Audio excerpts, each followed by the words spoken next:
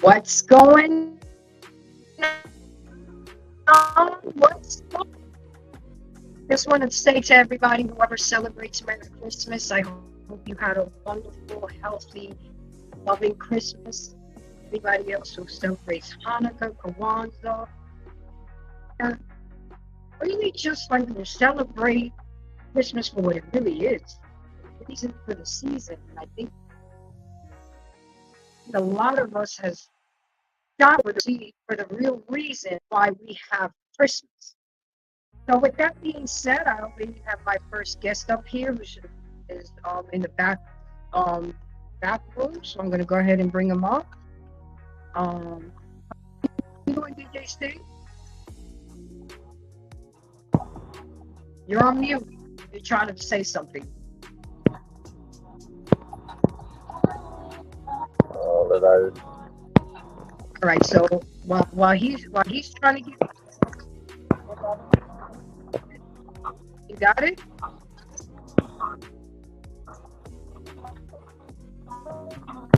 Okay. So while he's trying to get himself, can you guys see?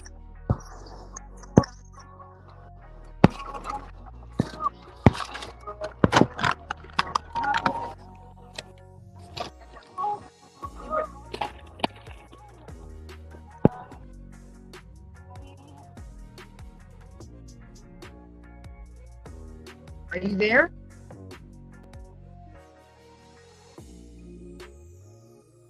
Can you hear me? Okay. I guess he's gonna try to come down and come up. So I do have a sponsor for the show. I told you that I'm very, very much interested in spotlighting small. We need to support our small businesses because why are we going to make the rich richer? We can make the small businesses, the local businesses, the community businesses. So with that being said, the first thing I want to say is I want to give a shout out to my girl. She has 2K Sweets and Treats. Um, I admit, her treats are the bomb. They really are. So I'm going to show you how she presented it to me. It's in a bag like this. I don't know if you can see it. It says thank you.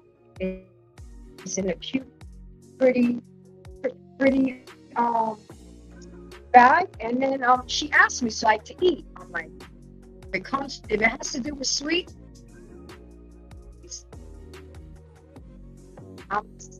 it's chocolate.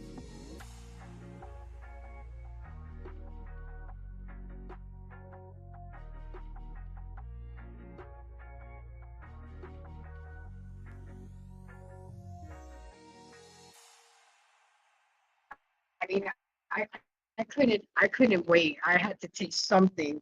So of course I went with the chocolate. So here it goes. This is how it looks. You guys can see it. Now I did have it in the fridge because I wanted to keep its freshness. So we're gonna see what's going on with this right now.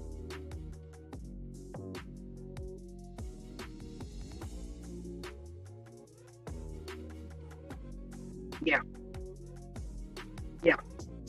My girl got something special going on here in the Metro Atlanta area. Well, definitely put her contact information in a comment. But yeah, this was the chocolate one. Hey, I'm spotlighting right now, guys. And button when you come in. But this is really good.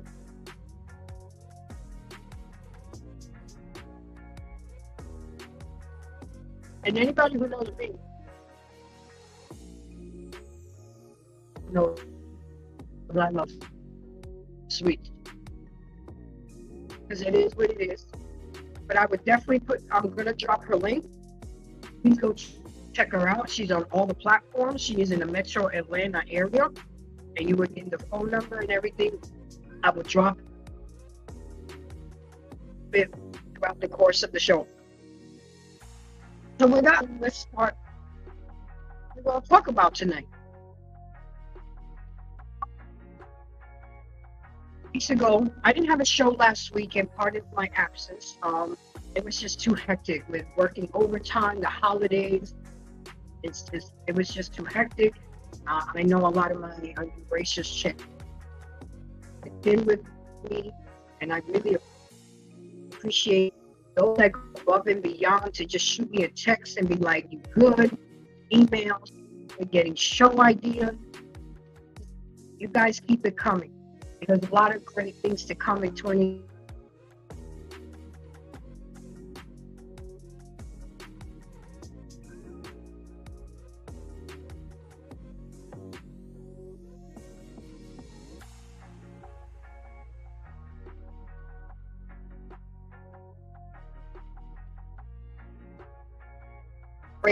Great podcasters. I'm learning a lot, going through the growing pains. But I'm here, and I'm here to stay as long as you'll have forget to subscribe, like, and share. And go ahead, you shall feel it. So support the channel. $ embrace the grace 23. I would really appreciate it. How you doing? I appreciate you coming in. I really do. So, back to what we talked about. Can a man get his heart broken? And the jury was out with that. And it was determined that absolutely men get their heart broken. However, they were taught to suppress their feelings. They were taught to suck it up. They were taught to man up. So we talked about ways to feel when he's heartbroken, causes a man to be heartbroken. Who missed it? Definitely rewind and go hit that show. Go view that show because it was a good one. So this is a spin-off of that show. And not only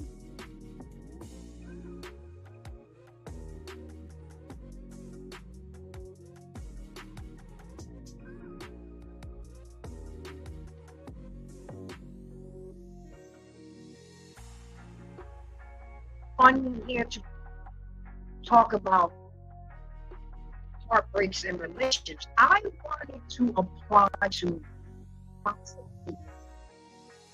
friendships, toxic co-workers, toxic family members.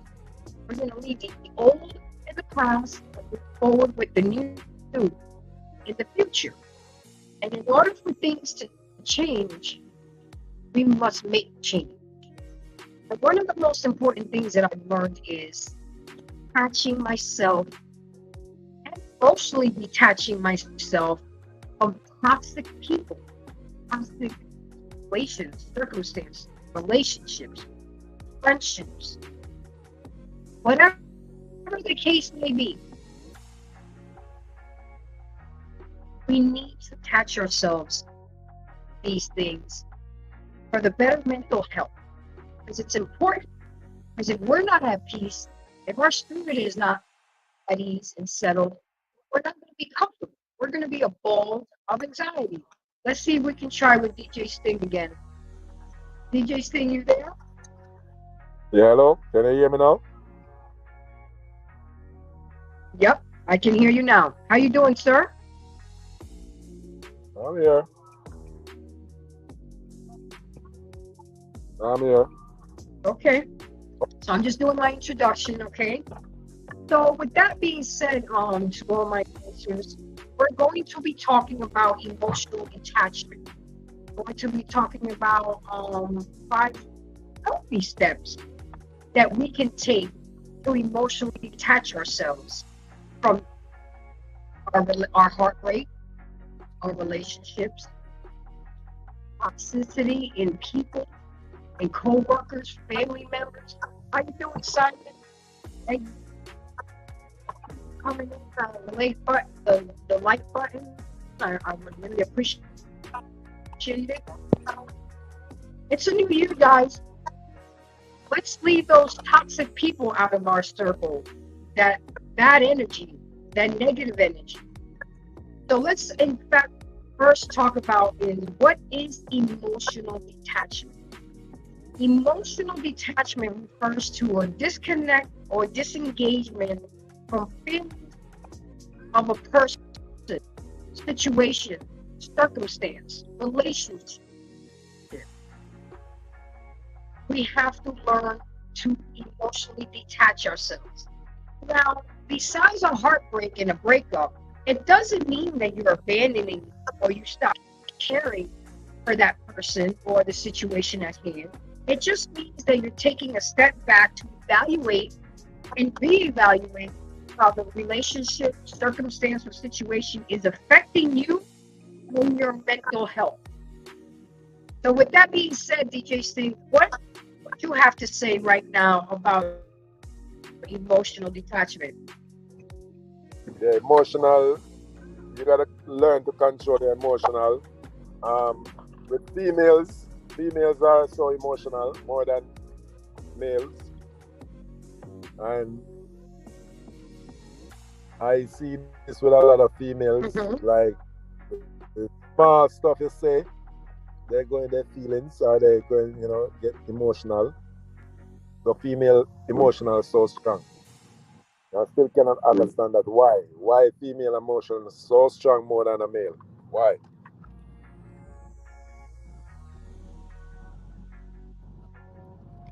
Okay. I mean, well, you already know that women run off of emotions and men run off of logic. Well, with that being said, your connection is really choppy in grace to grace. Okay, I might have to go on my phone. Hold on. Guys, donate to the channel. Trying to get a new laptop for the new year. It's coming. Myself. Give me just a second.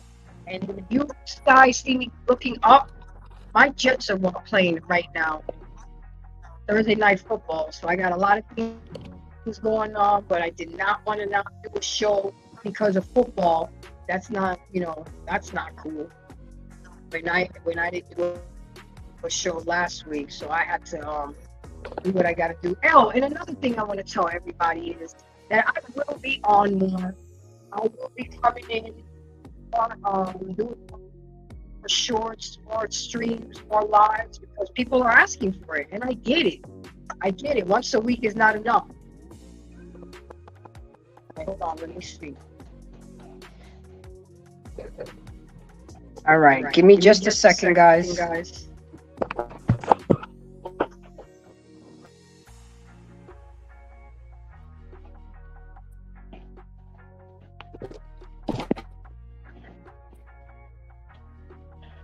Okay, can you Travel One? Can you hear me better, Mom?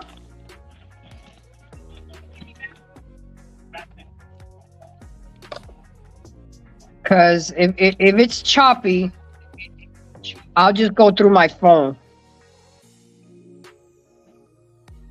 Okay, that's better. All right. Thank you, my dear. I appreciate you.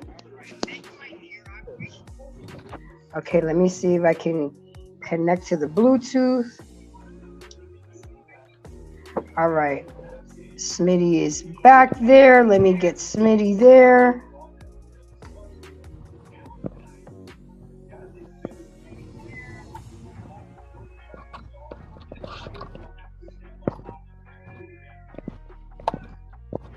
I'm trying to get Smitty on the stage.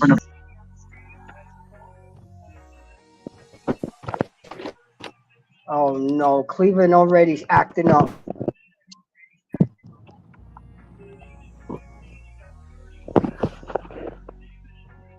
Give me 1 second, guys. Trying to get. Oh, there you go. Smitty, can you hear me? Loud and clear. How you doing tonight, sir? Oh, any day I wake up, it's a beautiful day. I know that's right. Well, you didn't miss much. You just missed, my little monologue. I do have a sponsor for the show tonight. I'm spotlighting a small business here out here in the Metro Atlanta Avenue. She has a bakery, and she went ahead and hooked me up with her two most popular cakes. So she Okay. put it again in this bag, Mm-hmm. okay? And then this is the chocolate one, Smitty, Okay. with fudge. Uh-huh. I mean, I took a bite of it, but I'm going to be eating it throughout the show. And then this is the funfetti one. Okay. Okay. So I'm going to drop her information throughout the show in the comment section. Guys, please support who I support, because that's the only way we can all grow together. Let's not be crabs in the pot. Let's uplift each other and help each other. This is an awesome girl. She's married with 4 kids, 2 dogs, and she's just trying to do something and come up. You know what I'm saying? Like we all are. So with that being said, Smitty, we were talking about, I brought up the show 2 weeks ago about how it was determined that men do in fact get their hearts broken. But after a heartbreak, the process of detaching yourself emotionally is vital, and doing it correctly, not in toxic ways. But I want people to understand, Smitty, that it's not just in a heartbreak that we have to detach ourselves emotionally. Sometimes we have to detach ourselves emotionally with family members, with friendships, co-workers, situations or circumstances that are going on in our lives. Because if we stay emotionally attached, our mental health is not good. So with that being said, Smitty, what would you have to say to that?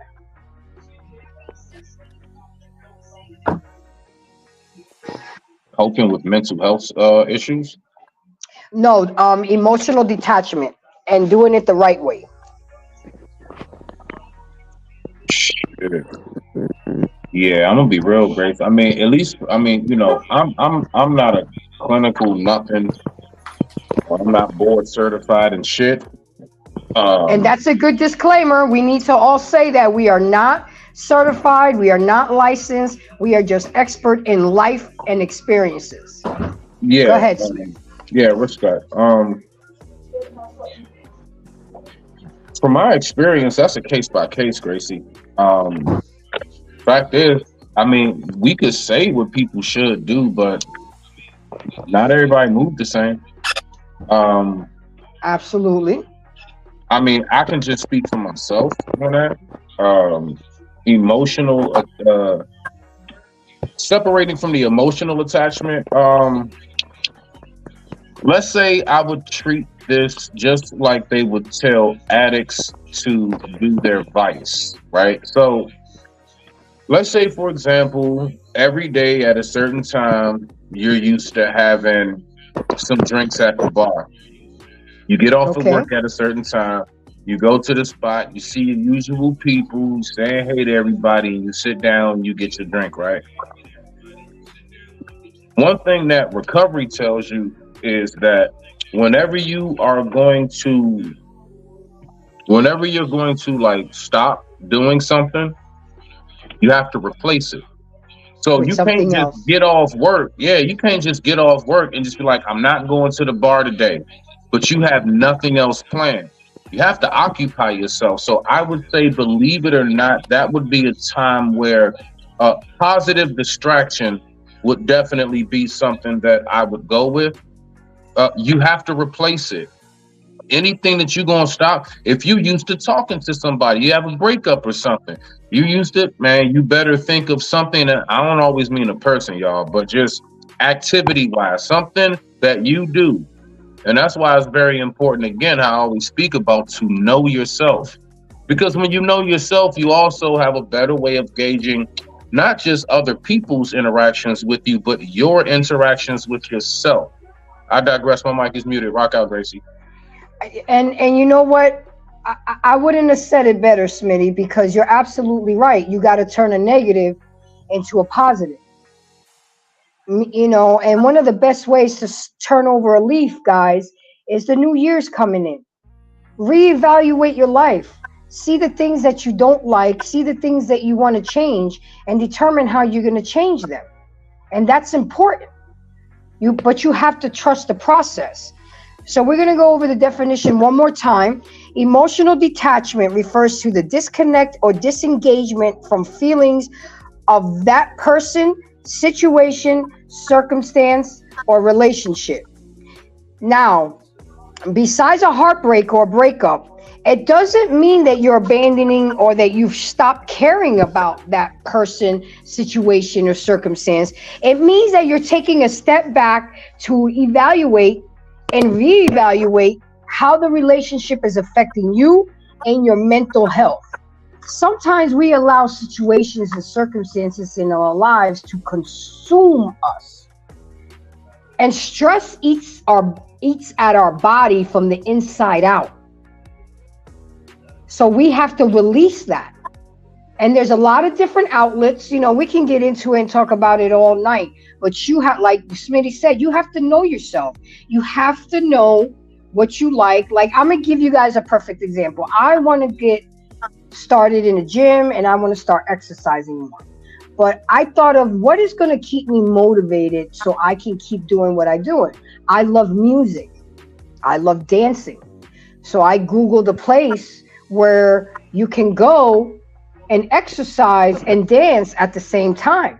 So it won't even seem like exercise. It'll just be fun. And they actually teach you routines. So I'm going to learn a routine and, you know, go out there and break it out in the club on the dance floor when I get it down pat. But that's just a perfect example. You know, I'm replacing not exercising. I mean, I do exercise, but I don't think I do enough because I work from home and I'm sitting a lot. I mean, I walk the dog 4 times a day, but I don't think it's enough. So I'm going to implement that at the beginning of the year. Get on that poll, Grace. Whatever, Pot. Gracie, you know clubs where people still dance? Faces ain't in the phone, getting boots. I know, really? Right? I saw that show Really? that you did, right? Yeah. You're right. Well, I'm gonna be the one dancing on the phone because I'm gonna have a whole routine for y'all. And positive vibes talking I about. ain't mad at you. Get on that pole, Grace. No, I don't think there's gonna be a pole strong enough to hold me just yet. But give me about 6 months, okay? But it's all good. So, with that being said, most of us have had our heart broken, and at some point or another, of one form or another. The emotional. Hold on a second. There's somebody trying to get in. Simon's trying to get in. All right, Simon, I'm trying to make this a 2-hour show. My Jets are playing right now, and I want to at least catch the 4th quarter. And I'm sorry for Sunday, Smitty. I didn't bring it up to you. I didn't text you. I didn't do nothing because I was pissed that we allowed y'all to score all those points when we was up so much. So we're just going to leave it at that. We played y'all Sunday? Huh? We played y'all Sunday? Yes, sir. I stopped watching them disappointing ass niggas about 2-3 weeks ago. I'm sorry. After that Giants game, I said fuck them. I'm done for the year. No, I'm dead ass. You ain't gonna keep disappointing me, getting my hopes all up, just to go out there and just crap ass on every goddamn thing. No. I will watch their ass next year. I'm gonna see what the draft is going on with. But yeah, I'm through with them niggas this year. I can't keep taking heartache after heartache. That shit is wearing on me. So, ladies and gentlemen, this is a perfect example of Smitty emotionally detaching himself from his football team for the rest of the year. That's right. See? Now I'm watching DC United. I watch reruns of the soccer game, and sometimes I just go ahead and I be on YouTube. But other than that, I can't take them niggas right now. Yeah, hello? Can you hear me now? Yep, we can hear you, DJ. So Travel One says, emotional detachment is part of deciding your circle when you disconnect from others due to the inability to connect with them and due to their emotional toxic habits you don't want to be a part of. Absolutely, Travel One. But a lot of people don't have. Simon and friends in the building. Okay, well, UK. Simon and friends. I can hear you, Smitty. A lot of people, Travel One, don't have the nerve, the balls, or the strength to detach themselves from people, situations, circumstances, because they're so attached. And a lot of that also has to come from their trauma that they've been through. so most of us have had our heart broken at some point or in some form or another. The emotional devastation that heartbreak leaves in its wake can be paralyzing. The pain all encompassing and the impact of our psychological and physical well-being crippling. In most severe cases, a breakup can trigger for a clinical depressive episode. That's how serious it can be, guys. That's how serious it can be. Welcome, Simon. How are you tonight? Yeah, I just came up here to wish you a happy new year, and Oh, thank I thought you. I topics appreciate that. topics relative because I ain't gonna be up here long because I got to do a little stream myself, but no, I mean it just depends on who you're sort of rocking with. Some people get like really emotionally invested when they're not really you know experienced in that way. If it's like it's like just going through your first relationship or something. Like that's always going to be a heartache, right? Mm-hmm. Like once you've gone through the heartbreak, maybe once or twice, or maybe even 3 times, especially if it involves children and stuff, it becomes a different sort of thing. Then you can see the signs. You don't even need to get on YouTube to hear people talking about it. It's just you just see the signs, and it's like, yo, this is me. You get what I mean? And then that makes you land a better playing for yourself in terms of like how you go about dealing with life. You start to set standards. And that's where standards come from. Standards come from experience. It don't come out the water. It don't come out of the air, and it don't come out of the sky.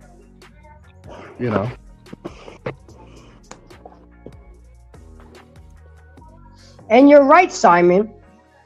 And I try to take losses not as losses but as lessons. We're gonna switch it over to something more positive. Oh, I took an L. No, you didn't take an L. You took a lesson. And if you can walk away with a takeaway, I learned this and I learned that, and I know what not to do. I know what to do better, because that's what we have to do. Sometimes we're so quick to point at the other person, but sometimes we have to reevaluate us. Maybe we were the toxic person. The question Go ahead. what I want to ask. Right? Go ahead, DJ. What if you're into a relationship, right? And Okay. for instance, that person could be your baby dad or your husband or whatever. You're in a relationship. And then, as you say, you're trying to let go, move on, and just go a separate way. But by let go, moving on, going your separate way, that person so fatiguing, that person so annoying, that's a person so they call it now. So doing stuff what you don't really like, tempt you. Right? You tell them to go and seek help. That's what you. Yeah, that person meaning every day they get up there try to fatigue you so much, in a sense where like it reached to a level what you just want to just. You see, like in relationships, what we try to do is play doctor, physician, therapist. We try to play all these roles that we didn't actually sign up for in the damn first place. Like most of the time, when you want to have a relationship with someone, that's all you're thinking about. It's just like, I want to be with you, and I want you to be with me. It's not really all this other complicated stuff which we're not qualified to be. So when you get someone that's just acting out or doing something at the first cause, you need to tell them straight up, I ain't that professional. I used to do this with my wife, and she used to get really annoyed because it's like, as soon as she started acting out, I wouldn't respond to her. I'd be like, yo, I'm not a psychotherapist. I can't I can't tell you exactly what First to of do. all, if they're coming from their past relationship with a damaged situation and they bring it in the present, Most people have damaged situations. That's just life, especially when you're older. If you're choosing, and you got to put on you as well, like if you're choosing to be with somebody that's older, you got to understand that they're going to have some sort of past traumatization. So you can't just put it all on them because you chose to be with them. So you got to question, what are you trying to get out of them? But you chose to be with them, and what you can do to make them stop. Think about You it. can't. Now, Not care this is about it. this is the thing. You can't. You're not in a position to do that. You're This is the problem with relationships most of the time. People try to fix people. You're not a doctor, I'm guessing. Are you a doctor? Do you go in hospitals every day? No, no, no. Not a doctor. Exactly. So who are you trying to fix?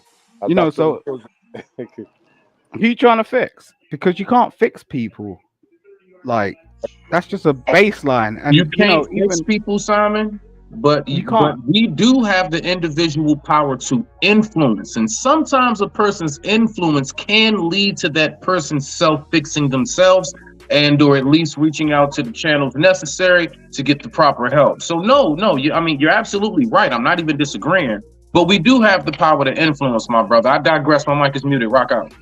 And just to piggyback that, we also have the influence to cultivate people. Maybe Smitty never been to a jazz festival. And then I say, come on, Smitty, let's I've do been to something. several, paid for, and the free ones out in the field where you get to bring your own drinks. It's just an example, Smitty.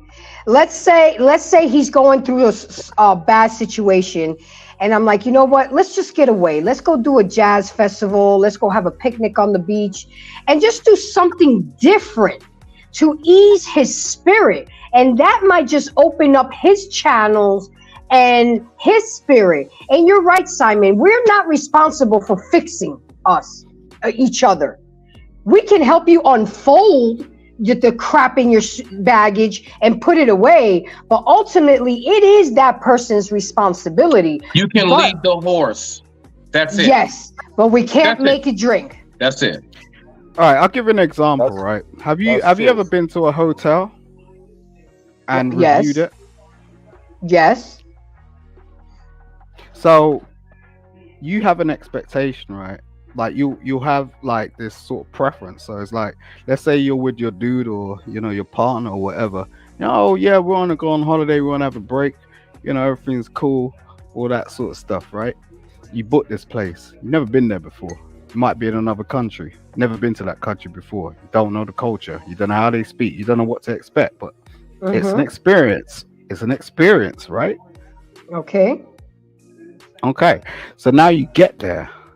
And you're like, this is not what is advertised. Like, you try to complain to the manager, and the manager's going, well, you looked at the website, you booked it, you paid, you're here. We're not going to change anything. But yet you're going in your room and you're going, yo, the heating's off. There's dust on the floor. I can see like cobwebs, all types of shit. And you're complaining because at the end of the day, this is what life's about. It's really about sort of like, the whole analysis. If you're actually wanted to have a preference, a lot of people don't care.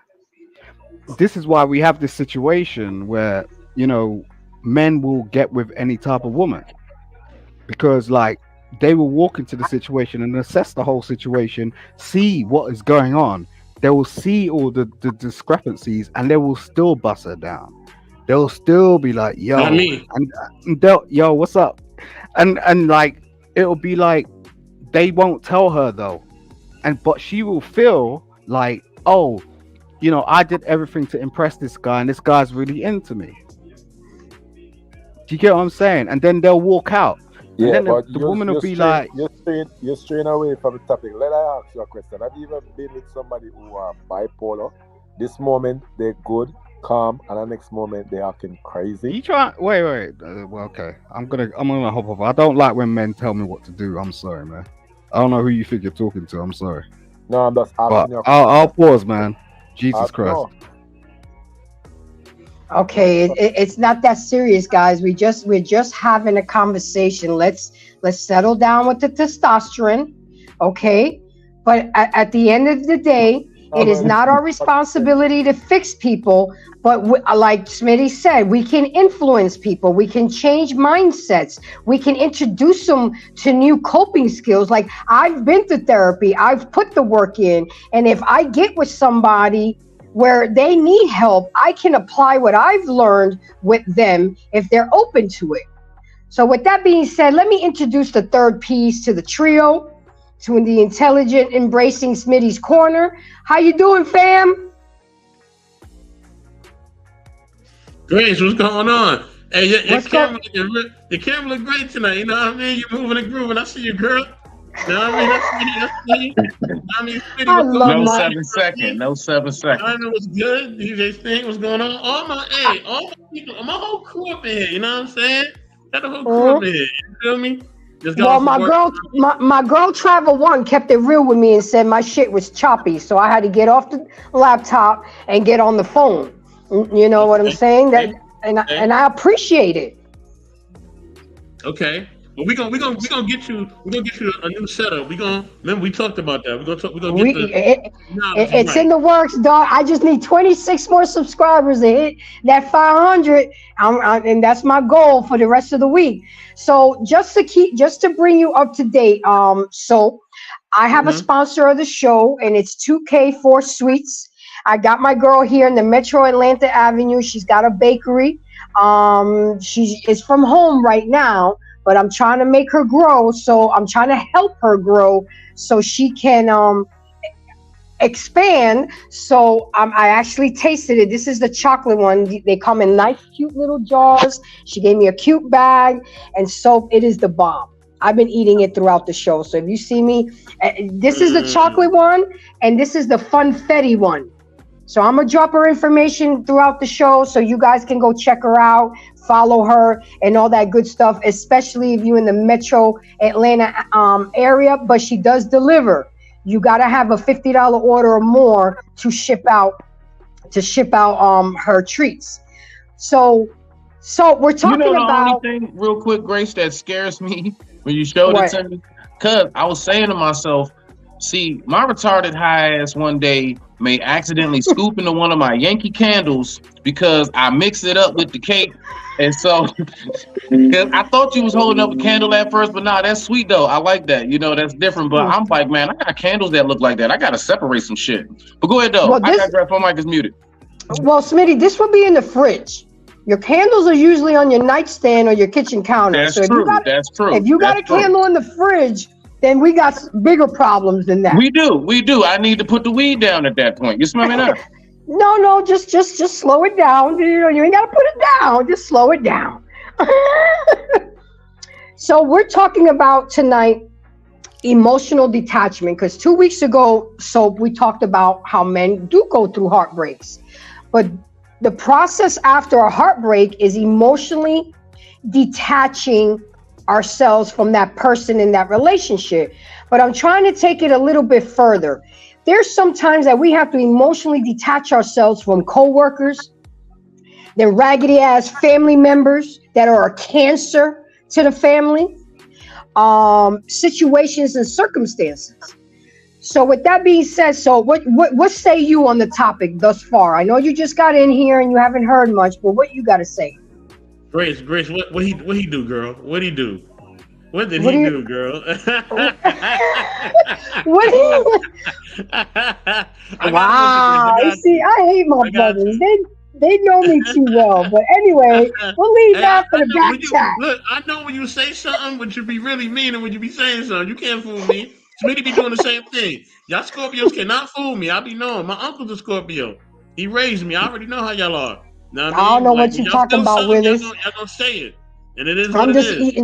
I'm just eating chocolate and drinking wine and watching my Jets. That's it. That's all I'm doing. And I'm refraining from putting candles in the fridge.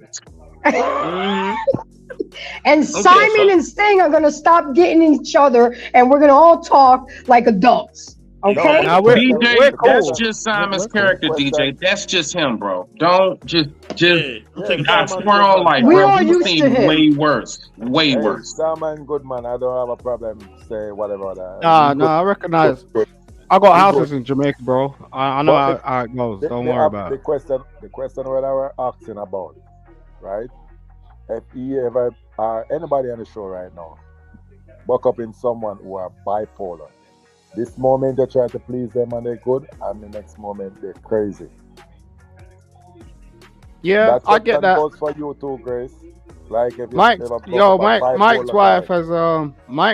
has hypomania, which is a form of bipolar, and we don't even have these deep discussions about what bipolar is. So I think that's the problem in terms of relationships. Is like we have a commercial understanding where we're in 2023 and no one wants to talk about it. Where we're supposed to be more educated about how our black women are rocking and the kind of trauma that they've experienced. But we're not getting into it. You don't need to be a psychologist or a doctor. Well, if you're going to be a partner with somebody and try to invest in them and like have them in your life and in your house, I think it's upon us black men to understand what we are actually working with. And it's not a bad thing. It's kind of normalized right now. I digress. I'm I gonna Hey, Okay, think get with that. hey, but yeah, Simon. Simon, Oh, my we bad. Go have ahead, to Gracie. be careful because I'm not a fully black woman. We cannot box just black women, okay? Because there's a lot of white women, Hispanic women, Puerto Rican, Asian women that are bipolar too. Okay, so I have been checked on that.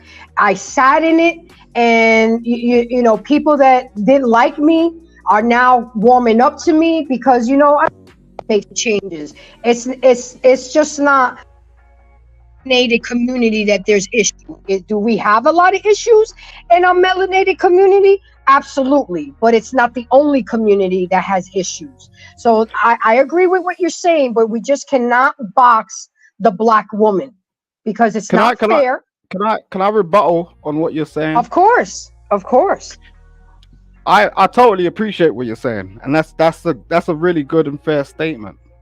The thing is it's new to the black community in terms of having these talking points because that's always been in the white community, but they've hidden it. Like because we're not in the white community, we don't have these discussions as such. Like they've been doing it all True. day long. I work with a lot of white people all day long. I'm in England, right? I'm a minority over here. So I see these married people, so called, going through all these stress points, and that's where I get my turns from because it's just like that's what they say to me. The wife will walk up to me for some in a random sort of corner and go, "Oh, I'm experiencing this. They won't tell their husband. They'll talk to me about it though. But what I see when I come on, these platforms and stuff is there is a level of discussion that's just not being discussed. And sometimes it's almost like a time travel thing where it may take a bit of time for it to get over there and make people understand. I don't think it's a total black thing, but I'm in a black space. So, And that's the only way I can discuss it now. and you're right, but and I love how Smitty puts this. We've been putting things underneath the carpet for too long. We've starting to trip on it. It's a goddamn lump already. Therapy is taboo in our melanated community. Talking about family issues and generational curses is taboo in the melanated community. So you're right. We're finally got a platform to air it out. But we need to recognize that. I mean, we all got that crazy bipolar auntie or uncle in our family. But what do? We just accept it. We allow the foolery that they dish out. Oh, they just crazy. Oh, that's just auntie. That's just her. Just like we say that we have to hold people accountability for their foolery, we have to hold our family members to our foolery too. Because our kids are going to see auntie, acting a fool. They're going to see our Uncle Junebug acting a fool. But we all just let it slide by. So we have to start within ourselves. And again, it is nobody's responsibility to fix somebody. We can only help them, lead them to the water, drop their ass off at the crazy house. I mean, but we're not like Smitty said, we're not certified. We're not licensed to help somebody. You help, or you sort out that problem now. You see auntie, you see uncle, acting bipolar. What do you do to help them?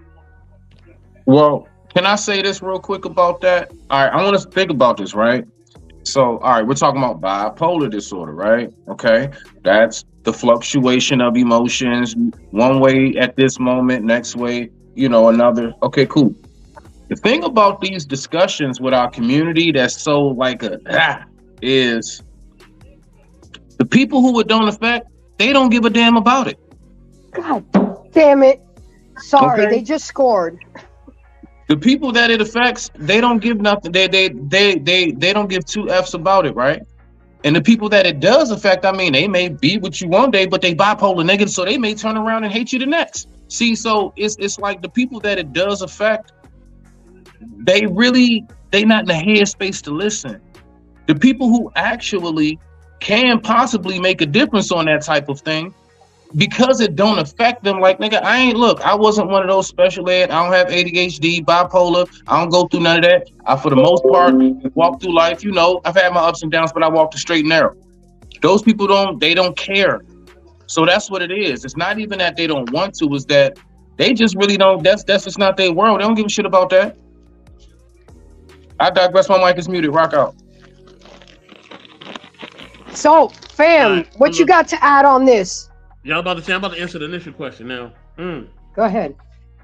Okay. Embracing emotional detachment. I might actually put embrace and stuff. I like that. All right, okay. Now, all right, because clearly, I know Grace talking about the romance, so I'm just gonna get to the nitty gritty. Let's talk about the romance. All right.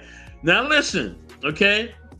All right, when it comes to the romance, all right, look, man, it's gonna take time, yo, especially like when it's man, especially when it's good. And when it's good, it's good. You know what I mean? When it's good, it's good. And then sometimes it can be good, but it can be bad for you. You know what I mean? Like, it could be like, we all like, certain treats and cookies and candies and ice creams, right? We like those type of things, right? Or certain type of foods, right? When we was kids, we all like to go to McDonald's or certain place like that. You know what I mean? Because it tastes so good, right? It was so stimulating with the salt and the sugar and all these other things, but what it does to your body and the nutritional value is terrible, right? It's really bad for you. But we're not thinking about that. We just think about how good it tastes, right? And that's how it could be when you get too close to somebody, man. And it'd be good, but then you start seeing that they got an attitude problem, or they got a drinking problem, or they just got problems, right? They just got problems on top of problems, and now it's too late because now you're sprung. You know what I mean? You're sprung. You're gone. Your heart's in it. You know what I mean? But they're not where you're at. You know what I'm saying? They're someplace else. And you got to kind of deal with that. And it's hard to deal with that, man. It's so hard to deal with that, like, because, man, sometimes, I'm going to be honest, you may have to seek therapy, right? You may have to seek religious counsel. Friends and family who you trust is a good outlet. Who you trust. Remember, I just said that. Who you trust, right? Keep that in mind. You have to trust these people. They have to be valuable resources of people that you can go to. You can't tell us to just anybody. As Smitty likes to say, you can't just tell it to anybody. You got to have people that you can rely on, that you know are dependable. You know what I mean? So, that's that. Now, when it comes to job, with jobs, I think in jobs, you always got to be in free agency mode. I'm be honest, you always got to be in LeBron mode. You know what I mean? You always got to be willing to leave. At any time, for any type of situation, because they will get rid of you so fast, right? And you know what I mean? They will not look back. Them people that you used to talk to every day, they're not gonna be calling you. Them people used to be laughing with and kicking it with at the mixers and all that. They don't even know you. They'll be in the supermarket, walk right past you. You know what I'm saying? That's how business is. So with business, there is no feelings, unfortunately. You know what I'm saying? Unfortunately, there is no feelings when it comes to doing business. Now, on YouTube, if you're doing business with somebody, you know what I mean? Y'all can develop a friendship or a kinship or whatever. It's a little bit different. But you talking about like working in the corporate world or any type of world where it's like a 9-to-5 job? Nah, bro. Ain't no feelings. You know what I mean? F your feelings. You know what I mean? No, don't fall too enamored for anything. I don't care what kind of career job you got. Don't fall in love with it too much. Like I said, anything can change with that. They can downsize, they can upsize, and they can just figure out we don't need you no more. anything can happen, right? This is a corporate world, right? And the corporations, it's about money, not feelings. Now with family, this is a tricky one, right? With family, let me tell you like this, right? I believe your family's too loyal to you, right? That's what the good word says, right? That's what Jesus felt. He said his family was the one that was loyal to him, right? He said my mother, brother, and sisters are the ones who follow me, who are loyal to me, who are dedicated to me. So if God has that standard, why should I have a standard any less? Why should I have a standard any less? You know what I mean? If you're not loyal to me, if you're not really rocking with me, then you're not family. You could be related to me, but you're not family. Those who are family are loyal to me and who love me. If you're not a part of that, hey, you're on the other side. It's very black and white to me. You know what I mean? You either with me or you're not. It's not hard. I know that's right. You know what I'm saying? It's not hard to figure out.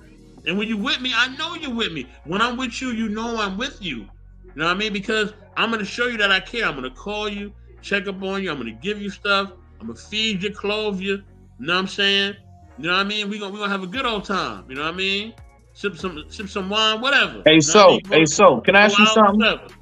Let me All right, ask you this because I'm my bad. landing my plane. I'm landing my Oh, plane. go ahead. So yeah, so that's what I feel about family. So your family are the ones who loyal to you. Now, I think you should always have an outlet for certain family members.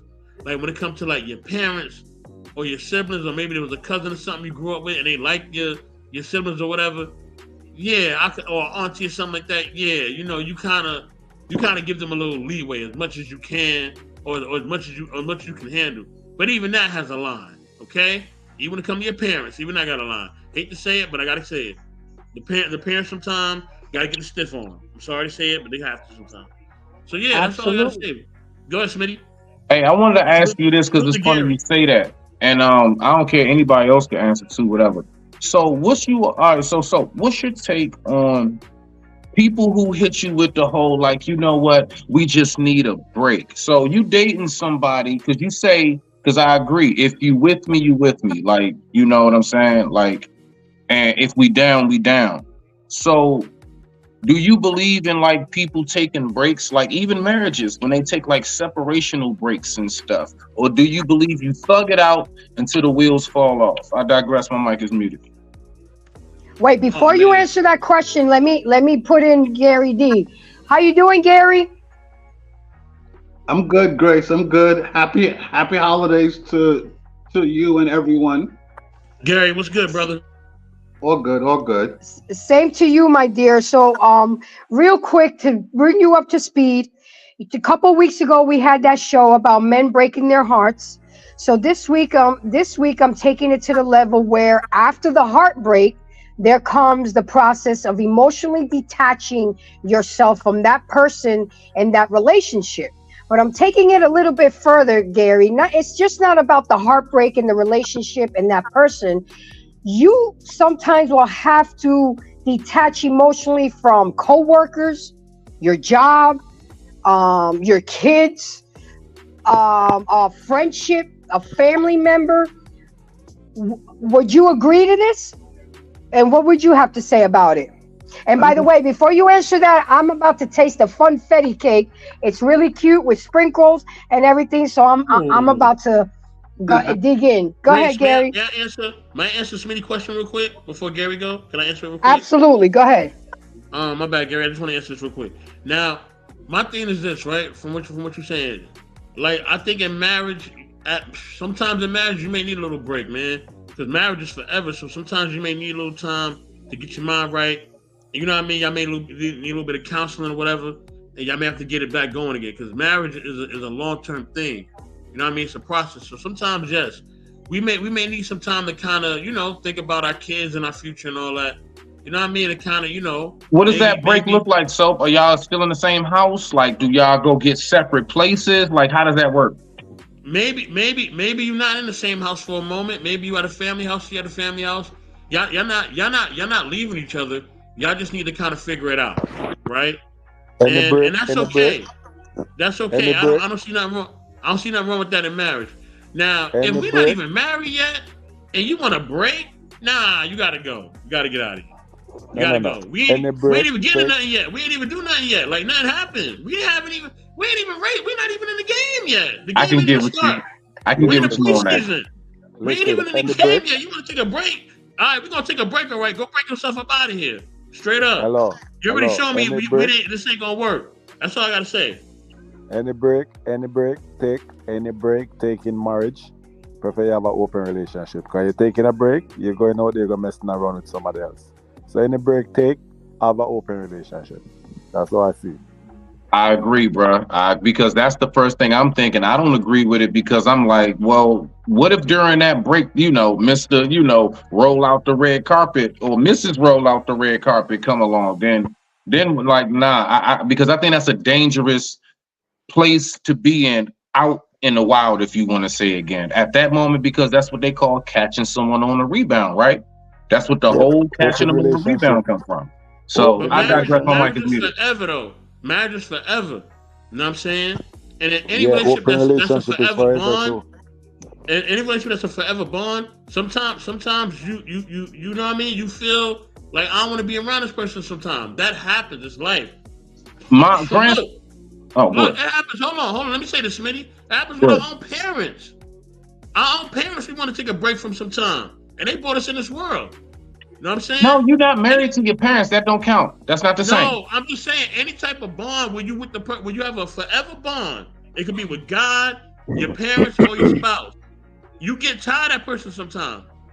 You know what I mean? We get tired of the demands that God put on our life. Sometimes we feel like it's too much, right? It's too much to live righteous sometimes. Let's be real. Let's not be fake right now. Let's be real. Sometimes living righteously is hard. And it takes a lot. Right? And sometimes we want to be like the people in the world. We want to be like the heathens. Lord, let me go out there and party. You know what I mean? Let me do my thing. But we can't. Yeah, but you gotta We gotta keep it. We gotta keep it. You know what I mean? Straight from the Lord. So you we gotta know how you it gotta is. you got a remedy for tiredness. If you get tired of a person, so for instance, you're with this person and then you're having sex and you say, okay, you get tired of being in the bed and having sex, go on the floor. You get tired of sexing, go somewhere, go to the club, go somewhere, go on vacation. You understand? That's why you got clubs out there, you got party, you got places to go on vacation, go on a cruise. You understand? Get out of the house. You understand? So when you're tired of a person, that's the where the bipolar thing chip in again. Okay? When it come on to wedding, husband and wife, you see that oath you make, tell death apart. You make a oath. So there's no reason to get tired of a person and say you're gonna take a break. You want a break? It's an open relationship. You go out there and mess with who you want to mess with, and I go and mess with who I want to mess with. It's an open relationship. No break, not supposed into a marriage relationship. I have Yeah, to yeah, disagree with yeah. that, man. Yeah, Jesus All right, they live Christ. in a fairy tale, man. let I'm me get telling you. Gary in here, guys. Let me get Gary in here. How you doing, sir? I'm good. I'm good. I'm good. So from so far what you heard, what do you have to say? Oh, fumble. Sorry. Um. So, taking a break. If you're dealing with a regular relationship, I mean, I don't believe in that taking a break because I mean, if we have spoken and if we bonded and all the great, wonderful things, and we come to understand that we down for each other, and like there's, in my opinion and from my experience, there's no taking a break. Um, I think that um, I, I, I think what is important with situations like this is that you definitely have to affect both people have to definitely effectively communicate and understand each There other. it is. Now look, no relationship is perfect or even close to perfect. But at least if you have that clear communication, clear understanding, it makes things a whole lot easier. It makes things a whole lot better. Unfortunately, nowadays, with this um, with this modern day mindset, that doesn't happen. Um, Now, when you move into marriage, as someone said it's a sacred oath. So there's no taking a break. If like how I was raised, and from what I've seen with my parents, my grandparents, my aunts and uncles, when they made that oath, that was it. Like that was it. So there's no now. I mean, my stepdad wasn't all that perfect, but my uncle was a great guy. Was a great guy to my aunt. Um, and my grandfather was a great husband to his wife, right? So, I think that when you move into marriage, that's a sacred oath. So, from what I've seen and how I was raised, yeah, there's no taking a break. I mean, and here is the thing: your other half, if you will, is supposed to be your sanctuary, be your home in a person, be your refuge. So if you at some point are starting to get tired of this person, or they starting to get tired of you, then there's a problem somewhere. And I'll end on that. The Let problem me, let come me, in. Grace. Let The me, let me say problem. this, Grace. Let me step in. Let me step in. Please, let me step in. So a lot of y'all live in fantasy worlds, man. Y'all do. Y'all live in fantasy worlds. I love y'all, but y'all be living in fantasy worlds, man. I live in Y'all do. reality. Y'all be living in fantasy worlds. I'm gonna tell you. Y'all do. I My live in grandmother reality. was married to my grandfather for 50 years. 50 years. You know what I'm saying? Half of 100. You know what I mean? And when I spoke to my grandmother a few years ago, she's 80 years old now. Salute to my grandma. She's still alive and well. She said, son, she said, there's a few things that I regret that I wish I would have done when I was younger. I said, Grandma, what you talking about? She said, I ain't never traveled nowhere. I ain't never do nothing for myself. She said, all I ever been was a wife and a mother. She said, I love your grandfather more than anything in this world. Now, I mean, I was with him all the way to the time that he's no longer here no more. My grandfather been deceased, God rest his soul, for almost 15 years now. Know what I mean? But she said the only thing I ever been was a mother and a wife. She said I would have loved to travel like you did, or do the things that you do. She said, but I never got the chance to do that. You know what I mean? She said because I was so preoccupied with being a wife and being a mom. She said I love doing that, but I wish I would have just did more with my life. You know what I'm saying? And she's like, I wish I would have just kind of seen more and did more outside of just being a mother and wife and kind of experiencing life. And that's how some people feel. Some wives feel like all they do is come home, go to the soccer games, cook the meals, and that's all they are, just a mother and wife, and they have no identity outside of that. A lot of them feel that way. That's Trust what me, she I know. choose. I don't, That, I got pushback on hold, that when I get the hold on, that's hold what on, she opportunity. I hold ain't choose. gonna on, lie. hold on. I done sat with couples, plenty of couples, not just with my family, but people I don't even know. That's not even related to me. You know what I mean? And I've heard a lot of this. I'm not saying that it's everybody, but I'm just saying this is just a That's normal thing. what Or there's she some men, choose. there's some men who just feel like all I am is a provider.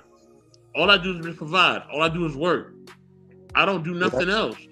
in I a just work all the relationship, time. is I communication. don't never ever do anything for myself but work. And just make sure all the bills is paid. So I feel like I don't have an identity out of that. So they feel like their whole life went by and they never did anything but work and took care of their family. These are real things. Like I'm not saying things that are like taboo or off. Now there's some people who love these things, right? That's what they do live for.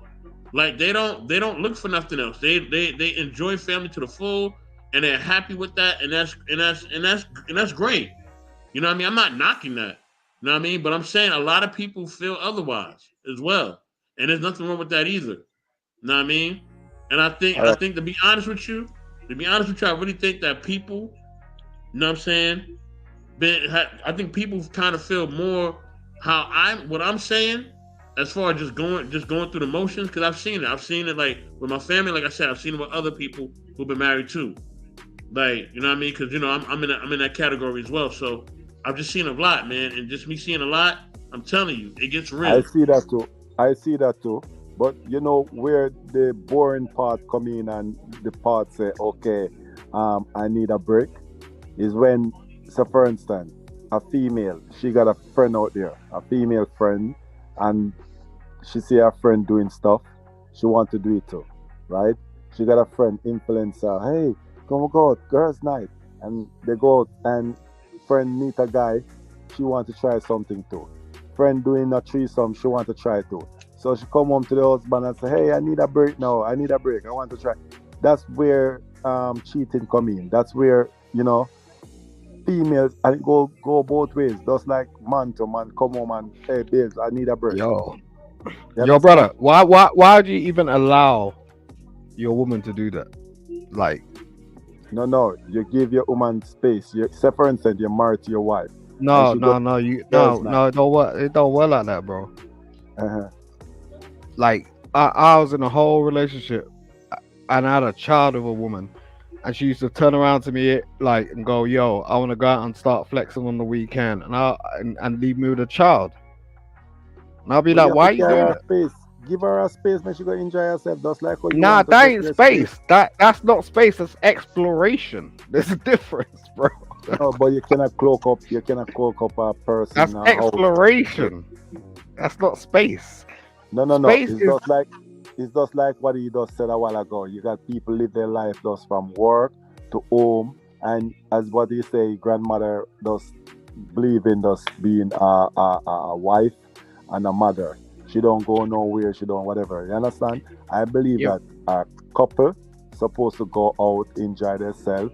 If a female say, "Okay, I'm going out tonight with my girls," she's supposed to respect herself and say, "Okay, what she see out there, don't temper." She's supposed So to what? understand Okay. herself. God She's damn it, coming Why? home man. to her Right. husband. So I don't even want to put the patois on you, but I'm just saying, like, why? If this female upon like gone outside and you respect that, then what else do you respect in terms of like if there's children in the house, you're gonna allow that female to do that? You're gonna be the person that's burdening that thing while she's out there and she's taking pictures, posting it on Instagram and going, yo, that's respect, is it? Is that respect? That's when she step out of line. When she step out of line, doing certain things what she knows she's not supposed to do, and then she come home and say, "Oh, she need a break from the relationship." Thank you. Thank you, sir. Thank you. So that's what I was Thank trying to Okay, say. so let I me don't believe break. let me piggyback on something, guys.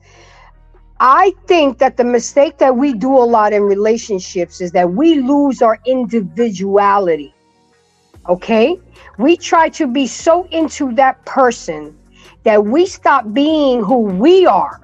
Like any guy that I start dating or I meet, I let him know off the rip, I'm a sports chick. I will travel to go see my teams play. I will make it a weekend thing. I go to sports bar. I go to games. I go to people's houses. And I let that be known. I let that be known what I like as a person, and he can always join me and I will always invite him. For a person to stop me from doing what I like and what I've done most of my life, and I've done that, I've stopped doing the things that I enjoyed and it made me miserable. And we got to stop doing that. If the dude has homeboys and he likes to smoke his cigars and go to the cigar bars once in a while, then that female should allow him to do that. We need an outlet. I'm gonna have to like kind of side with Soap right now. Sometimes we need to space between each other so we can come back and convene and be right. But if we up underneath each other 24/7 doing everything together, you're gonna get sick of that person. I know I am. Okay. If I like going to shoot pool, why would you stop me to go shoot pool with my friends? Now, if you decide you don't want to go and you want to be grumpy all the time and stay home, then that's on you. But we got lives to live, and you're right. So our parents worked all their lives and never enjoyed life. That's where that saying says, work hard, play hard. Okay? you. Our parents never played hard. All they did was work, work, work. Can And we I kind of tap in when took, y'all done? Because this is I don't know. Okay, so I mean, of course, I know my mind is always different. But look, right? Nope. You're on focus. I appreciate you, sir. I likes me. Look, right. All right. So when it comes to okay, so I'm just trying to make sure I word this right. All right, so Your grandmother was saying to you that she wished that she traveled more, did more. I mean, look, I myself, I used to actually have a lot of the same thoughts. This is not a down to grandma, of course. Shout out, we love grandma, right? Um, but I believe that a lot of times people come to those conclusions when they have not ever really found their purpose. Believe it or not, now you say, well, what have I really done? If you help raise the family, that family is raising families and so on and so forth, I'm going to tell you right now, that's a hell of a lot you did.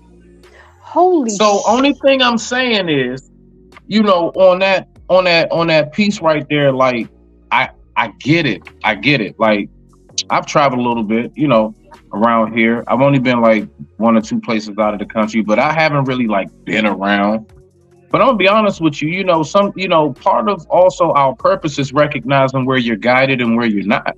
Sometimes you miss that bus for a reason, because it's steering you in another direction sometimes. So all I'm saying is that, again, when knowing yourself, when knowing one's purpose, these type of things, most of us shouldn't have. Like, look, there's a lot of people who lived and they crossed over, being known for just this. And you know what? They laid on a very, very happy, if you would say, deathbed, right? So, I mean, I'm just saying, I get it. I do get it, but I think the questions only come in when one still doesn't all the way figured out who they are. Now, maybe from taking care of the kids, taking care of her husband and everything else, she never really had time for herself to figure out who she is and what her purpose is. But I would believe, especially if she was, let's say, successful in that field of being a mother, that's a hell of a lot to do, bruh.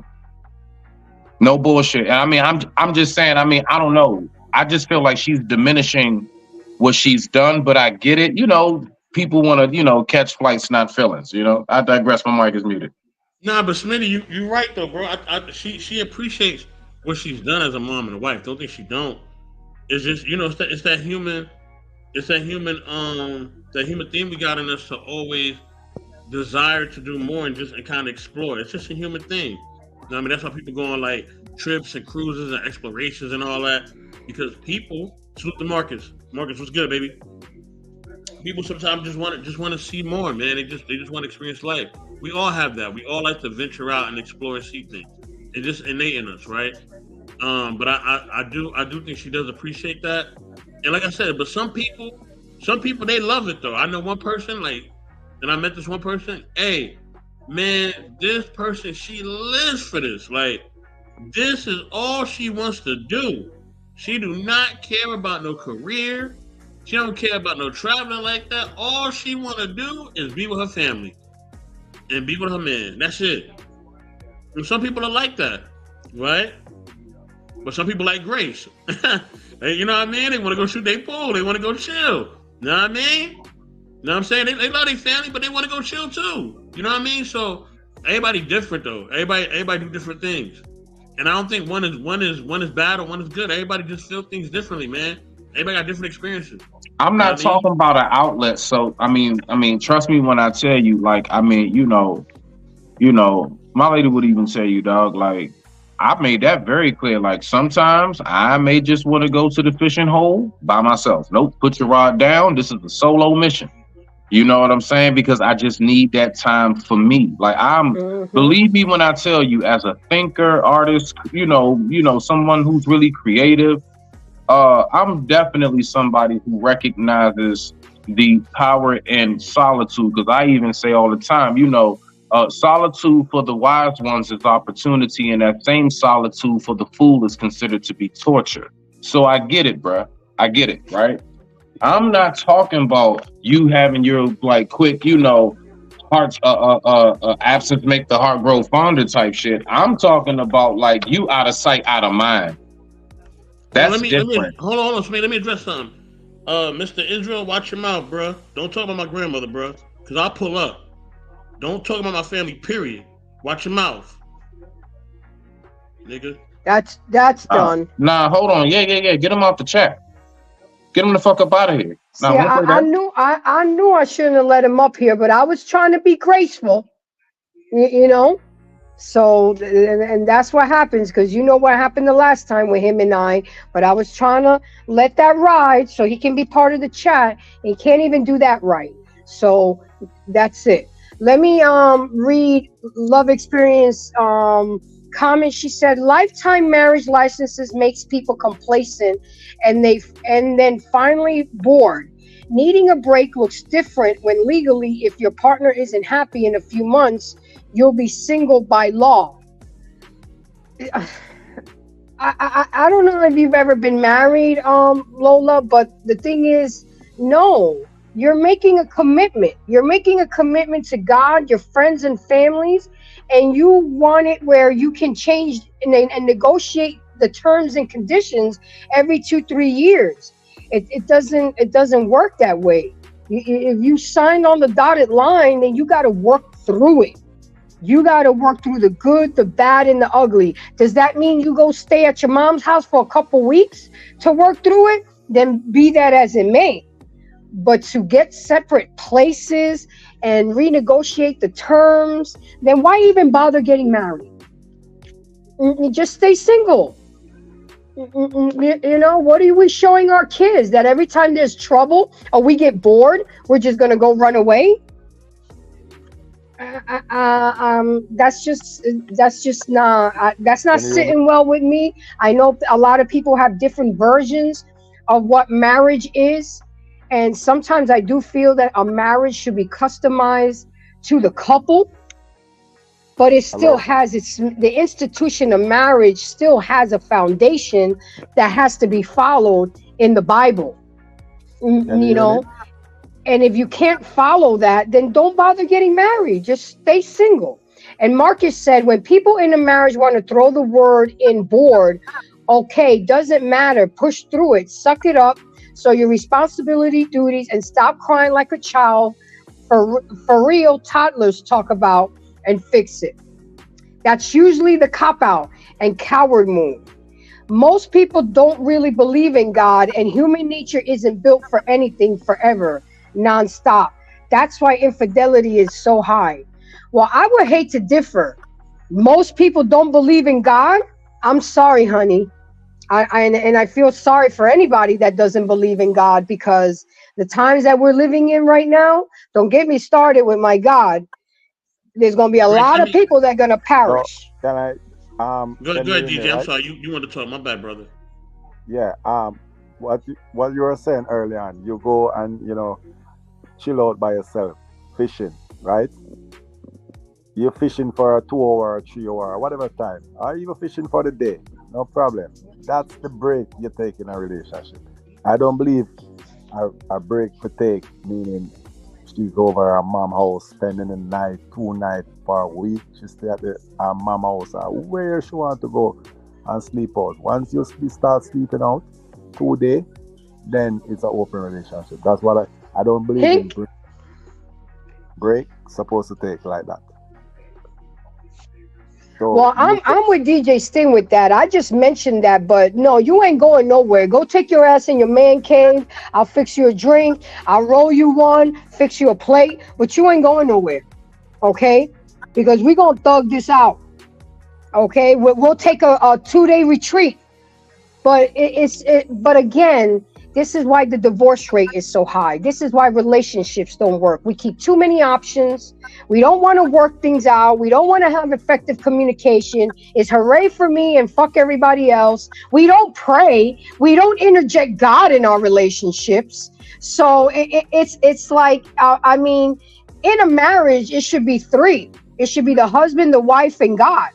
And because a lot of times God is not interjected in a marriage, that's why our divorce rate is the way it is. Well, I mean, you we know something else too, Gracie. what? Oh, go ahead, Smitty. Go ahead. I was about to talk next, but if I could, Briefly, go ahead, Smitty. Go ahead. people, people, people also like this is something I believe is really prevalent as well, especially in this day and age, right? Folks don't want to have like the real discussions. Like nobody wants to talk. Yeah. You should definitely, I don't care how long you've been together or not, whatever it is, y'all should have like, I would say at least like every quarterly or every half, like, just check-ins, you know? I'm talking about marriage wise. Now, when it comes to like dating, I hear too often people always like, for example, I've said this before. My thing is, if you ask a person when y'all first start talking, so is there anything you want to know about me? And if they say nah, I'll just get to know you as we go. Yeah, about that person. Because listen, right? How you don't know that? See, that's how you come across that person that maybe knock you upside the head later on. That's how you come across that person you ain't know they got badass habits. That's that person you come across, come to find out everything about them is a goddamn lie because you never wanted to ask the questions. You just wanted to just let's just float it along. And that's also very dangerous. So as cliche as it may sound, truly, man, communication is key. I say it all the time. If people think about what was taking place when you all first got together, what were you doing? How were you acting? Now, of course, sex wise, as we go along, that may die down some just because, doing all the time. But I'm talking about how we present ourselves and everything else. If I always come across, I'm fresh, I'm clean. If I always come across like I give compliments, whatever it is, I say it all the time. Do what you've been doing from day one, and I believe we should be just fine. Don't change. Don't get comfortable. People get complacent. Folks start letting themselves go. These are a lot of aspects I also believe that's not talked about as enough either, but I digress. My mic is muted. Rock out. Absolutely. And let me get back on track with the emotional detachment. Everyone's recovery process depend. Go ahead. Yeah, well, I was gonna share like after the two brothers shared. Go ahead. Yeah, I'm trying to remember my point. But yeah, Grace, you're right about people. Just as far as like marriage and them giving up, but I want to elaborate further why that sometimes that happens, right? A Okay. lot of times, if people get married very young, you know what I'm saying? They don't understand the totality of marriage. So I really recommend people getting married over the age of 30. That's my recommendation. You know what I Okay. mean? I would say wait till you're 30 and up. You know what I mean? In fact, I think that should be a law, but that's only me. That's what I believe. That's my opinion. Okay? You ain't gotta listen to me. All right, but I think you should wait till 30 to get married. Because I think when you get married in your 20s, when you're young, you're gonna make a lot of mistakes, yo. I'm telling you, you're gonna make a lot of mistakes. And God forbid you get married at 18. Like when you just became an adult, like you definitely gonna make a lot of mistakes. So I think you need to kind of mature, get to know who you are. Oh, Grace team winning. Mature, Touchdown. get to know who you are, and then from there, you I think after by the time you hit 30 and up, I think by then you will kind of be ready for that commitment, that lifetime commitment, because you'll kind of know who you are, whatever. You feel me? So yeah. You I mean, figure I off agree with that you. figure off on that marriage thing. I'm gonna say something, and who were born here in United States maybe gonna be upset, but I'm gonna say it is facts right now. Nowadays, marriage into United. I don't know about England because I never really been to England before, but in United States, I know like 22 states here, right? And what I see nowadays, people married for are married in for right now for papers, for vanity, for house, for this, for car, for whatever. People not married for love. People not married for stability. People not married for long term marriage. The system here in America change up marriage lifestyle, and I hate it. I hate it. Absolutely.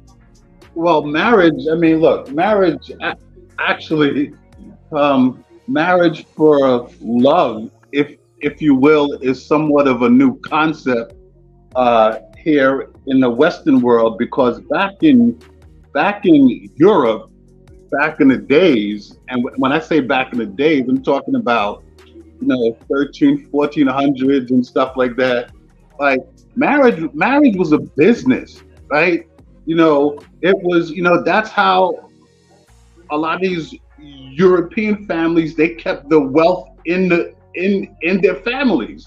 So it was more looked at as a business and not really love. It wasn't until what the over here in the Western world when they started with the romance novels and the lovey-dovey movies that marriage included and incorporated love, right?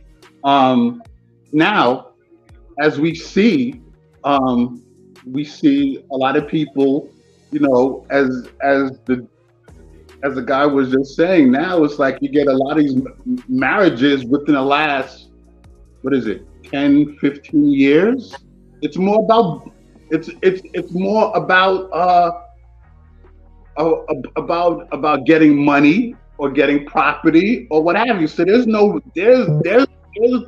real love, Not your baby daddy. right? There's no love per se. Like, look, I got 10 friends, right? 10.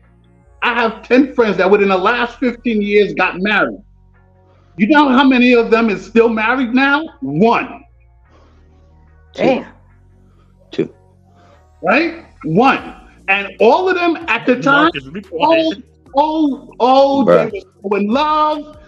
He's my world, she's my rock, the whole shit, right? So, I mean, if we're going to really get into these, if, if we're going to get into a marriage with someone and it be real, then yes, you have to have the real conversations, the real discussions. You're not expecting this to be perfect, but at least as you go along the way, you make sure that you really understand each other so you can navigate things better. I think that also too, when it comes to taking space, um, to to say you're going to get tired of someone and be like, oh well, I want to take, I don't know, a 2 month break or 3 month break or what have you. Like, no, that doesn't work in a marriage. I mean, that should even work in a regular relationship. You know what? The rules to get married is 50. Everybody reach the age of 50, then they get married. That's the Yeah. rule. The age of 50, that means guess what? You're not married for nothing, you're just married for love I and mean, to be together. like, look, all these women now, what they're seeing now is that they want to marry a guy for, as long as he got money, his status, That's true. even for the women who have it going on, like it's only about status and money. And then look how many celebrity women are getting divorced from their husbands, right? And when they came into the marriage, the woman didn't have anything, right? So I mean, it's so unfortunately nowadays, marriage is just for money. So people aren't really, you know, uh, dedicated to it like how our grandparents were, or how our parents were. And let me just end by saying, I think now in this day and age, because we have to adapt with the times, is that when you're in a relationship, you have to talk, you have to communicate. Everybody needs their space. And when I say space, if you want to go out with the girls, you can go ahead out. If you want to go out with the guys, you go ahead and do that. But all this other trying to separate because, oh, I need to take a break to try to evaluate, see where we're at, what I'm doing, that's some serious bullshit. And I'll end But on in a relationship, in marriage nowadays, nobody don't want to compromise. Nobody want to compromise. Everybody's Because all they have for too many options, DJ. That's why. then what the sense getting married if they have so much option. Nobody want to compromise. Nobody does all for themselves. Male, female, and they want to take a break, they does all for themselves. and that's why they could get in their feelings, heartbreaking, and all those stuff. The next disease coming out is gonna be a disease for heartbreaking, not COVID, because there's a lot of heartbreaking out there right now. And you're right. But let me get back on track on this um emotional detachment. Let's just get back on track a little bit more. And salute to Hale, Hank, Marcus, Braxton, and sir, we're gonna bring you on into the topic. So have something ready to say, okay? Let me move on forward with this. Everyone's recovery process depends on a number of contributing factors. It's true that time heals all wounds, but don't nobody want to leave that shit. Don't nobody wants to hear that while in the midst of the going through the heartbreak.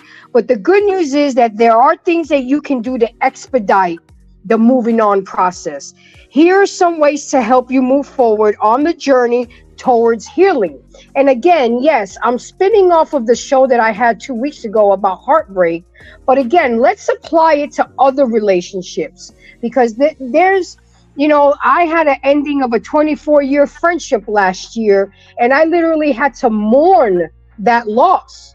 Because when you've been friends with somebody for 24 years and overnight it's poof, it's gone, that takes some healing process. So the first step we need to do is we need to honor the pain. Okay? A romantic heartbreak often engenders short and vivid grief reactions. It is important to honor those emotions and reactions and not discount or minimize them. If you want to cry, cry, damn it. If you want to go to a rage room and go break some stuff up, then go do it. If you want to go to the gun range and let some adrenaline off, then go do it. But acknowledge and recognize the pain. Don't try to suppress it.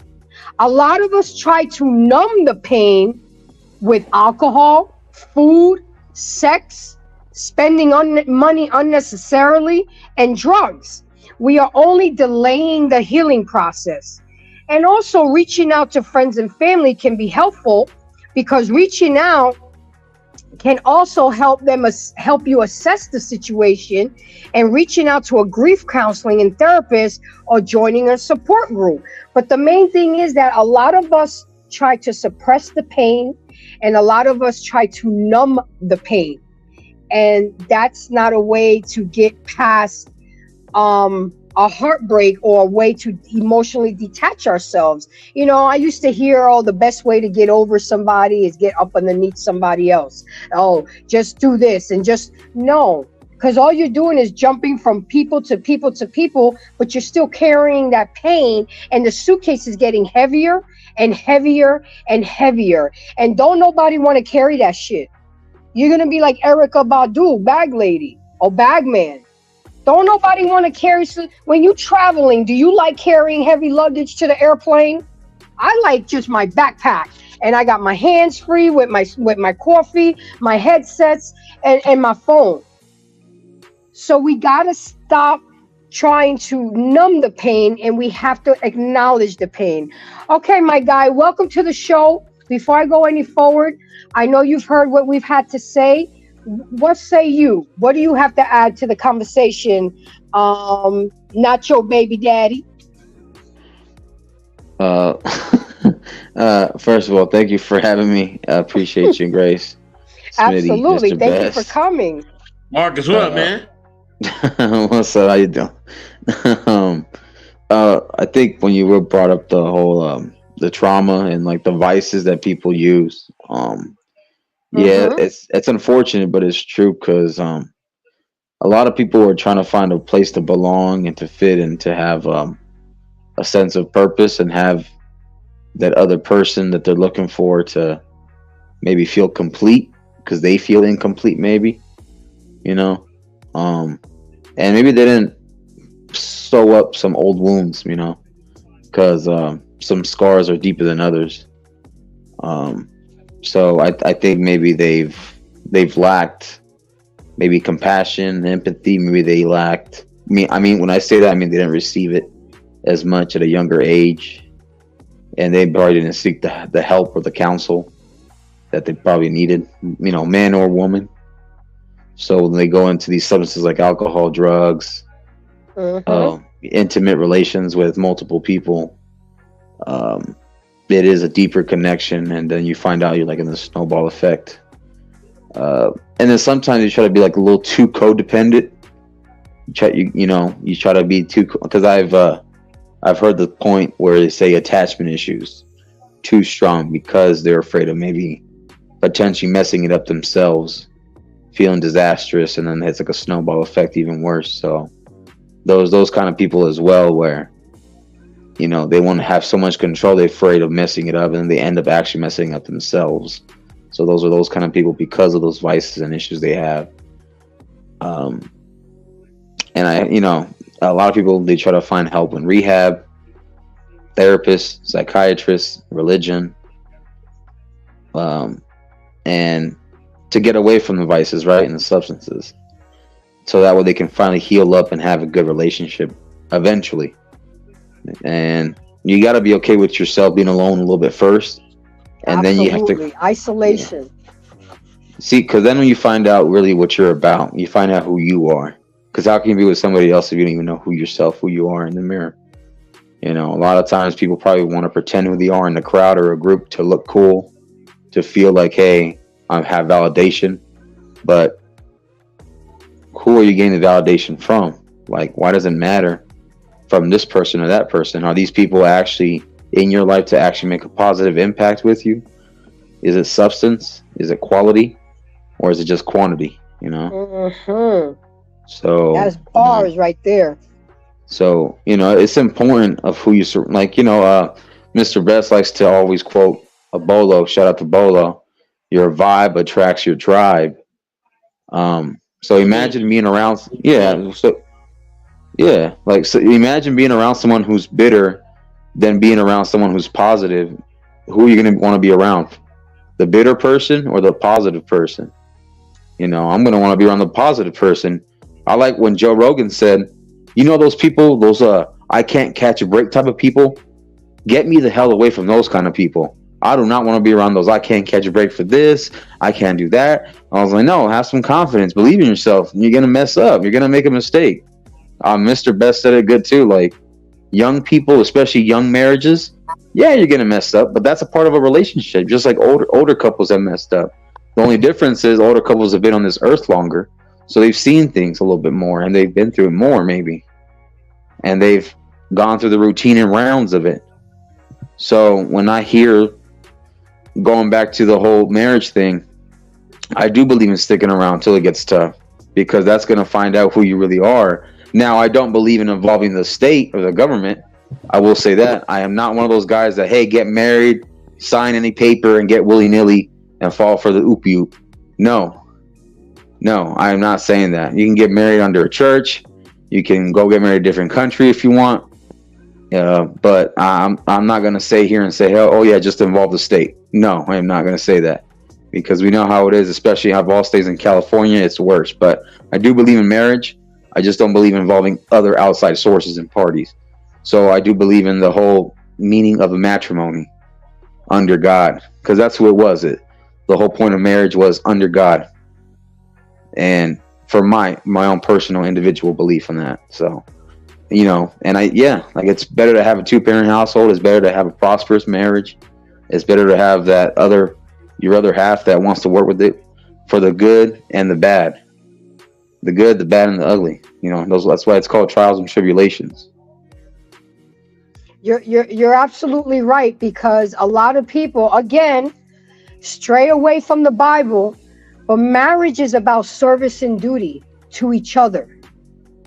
I asked a couple who were married over 50 years, and I asked the husband, because I'm an advocate for men, I want to learn about men from the men. I asked him, so what's your secret? Because 50 years is a major milestone in today's world. He said, I wake up every day thinking of ways on how I can help my wife life easier. And I said to him, but that's kind of wimpy. Like, don't you think of yourself as well? He was like, making her life easier also entails making my life easier. So I'm doing it for her, but it benefits us. And I don't know about you guys, but that's kind of deep because we're in this kind of world relationships now where everything is transactional. What have you done for me lately? What can you do for me that the next person can't do? Instead of working it out, if your man acting up or your woman acting up, you're going to go to option 1, 2, and 3, but you're not going to stay to try to work it out. I wanted to read this comment that Travel One said. She said, mental awareness and involving a professional when bad habit crutches are involved and codependency factors. And you're absolutely right. And that jumps into what Smitty said about removing a negative with a positive. So instead of embracing drugs and alcohol and sleeping around and going shopping and spending money unnecessarily, why not go volunteer to the nearest, or eating? Why not go volunteer to the nearest shelter? Why not go pick up a new hobby? Go to the gym. That's what I'm doing this year. Whenever I feel my anxiety coming up or whatever, I got a gym right down the block in my apartment complex, open 24 hours. There are no excuses for me. I mean, I might take my cake with me and be on the treadmill, you know what I'm saying? But I'm still going to be doing my exercise. The fact remains is that we got to recognize the pain, we have to embrace the pain, and we have to learn to overcome it. So the number 2 way to learn to overcome and detach ourselves is let go of false hope. False hope can be of the very thing that takes us down. False hope is as tempting as it's deceiving, like a drug. It may feel good at the moment, but it will only delay the inevitable crash. We got to let go of the false hope. We got to we tend to hope like maybe we'll get back together. Well, maybe she'll change. Maybe this, maybe that. Man, if it's over and you guys made that mutual decision and y'all going through the heartbreak, just see it through. See it through, or you need to come back and be better. I remember when I used to talk to my ex and I'm trying to talk to him. Oh, I'm not going to have another Dr. Phil moment with you just because you're going to counseling. Now that makes you a professional. So you know what? I stopped. He didn't want the help. He wasn't looking to better himself. He didn't want to fix the marriage. I mean, I wasn't going to be in a boxing ring with the only one fighting. And I fought for almost 2 years to save the marriage. And it wasn't there. It wasn't there. You had at some point you got to let it go. You got to let it go. So Hey, so what I tell you about singing? I keep telling you, I could really go. Y'all just don't know yet. I could really do it. You know what I mean? And it's really sad. I'm thinking about what Gary said. He had 10 friends that got married, and only one is still married. So what kind of example is that giving to Gary? That explains a lot why Gary's not married. He was like, well, what the hell should I get married for? Look at all my friends. They're all divorced. Gary, do you feel that way sometimes? Are you there? Hey, Yeah. Grace. Oh, my bad. So with me, what it is that I've always looked at marriage as sacred. At least what I learned from my grandparents, right? So I've always felt like if the time came when I was going to get married, it has to be to a certain kind of woman, and we have to, bond and all the great things that go with it. But I mean, now anyone that knows me know that I'm super picky. So as we fast forward, years later, and I see, what my friends are going through. I mean, on one hand, I'm like, well, why should I get married? But at the same time, it's like, I still do believe if you find the right person, something can happen. But it's just that, I think what I've seen is that a lot of these people, they get married for the wrong reasons, or what they think is the right, reasons.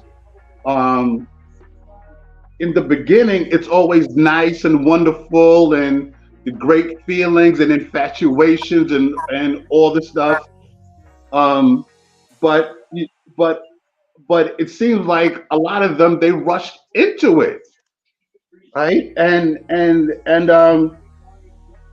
So in some instances, I would say most of those, it was bound to fail, right? Because I mean, as I said, I was taught that if you're gonna marry someone, you want to get to know her, right? You want to, it takes time, but but with most of my friends, they've known their wife or their husband for like a year or two or three, even four, and then they wind up getting married, and it's like and it's and here's the interesting question. Here's the interesting thing, right?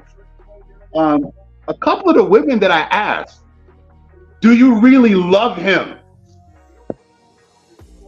Hey Gary, can I add a little more to your point? All right, hold on. I wanna say something too when you finish, Marcus. I wanted to address something with Gary. I just want to ask him a question. So, All right, Gary, go ahead and finish it, and then Marcus, and then Smitty. So with a couple of women I asked, I said, do you really love him? One would think your immediate answer would be yes, right? But most of them, it wasn't that. It was almost like they had to stop and think. So that's sad. So I end with that. So whoever's next up can go. Go ahead, Marcus. I always found it funny because it's just crazy. Cause I noticed that when people want to get married, especially when it's usually the woman, I always want to wonder, like, do you want to get married to that person, or do you just want to get married? Like the idea of it.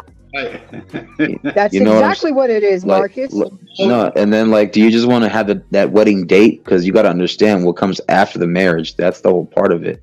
Exactly. You live after that day. Yeah, like you can have the honeymoon phase, or that month you're on vacation, those 3 weeks, whatever, or some even 2 weeks. Like, but then when you come back, you set reality. You're moving. You're in that same house. Usually, I would think people have been living with each other for a while.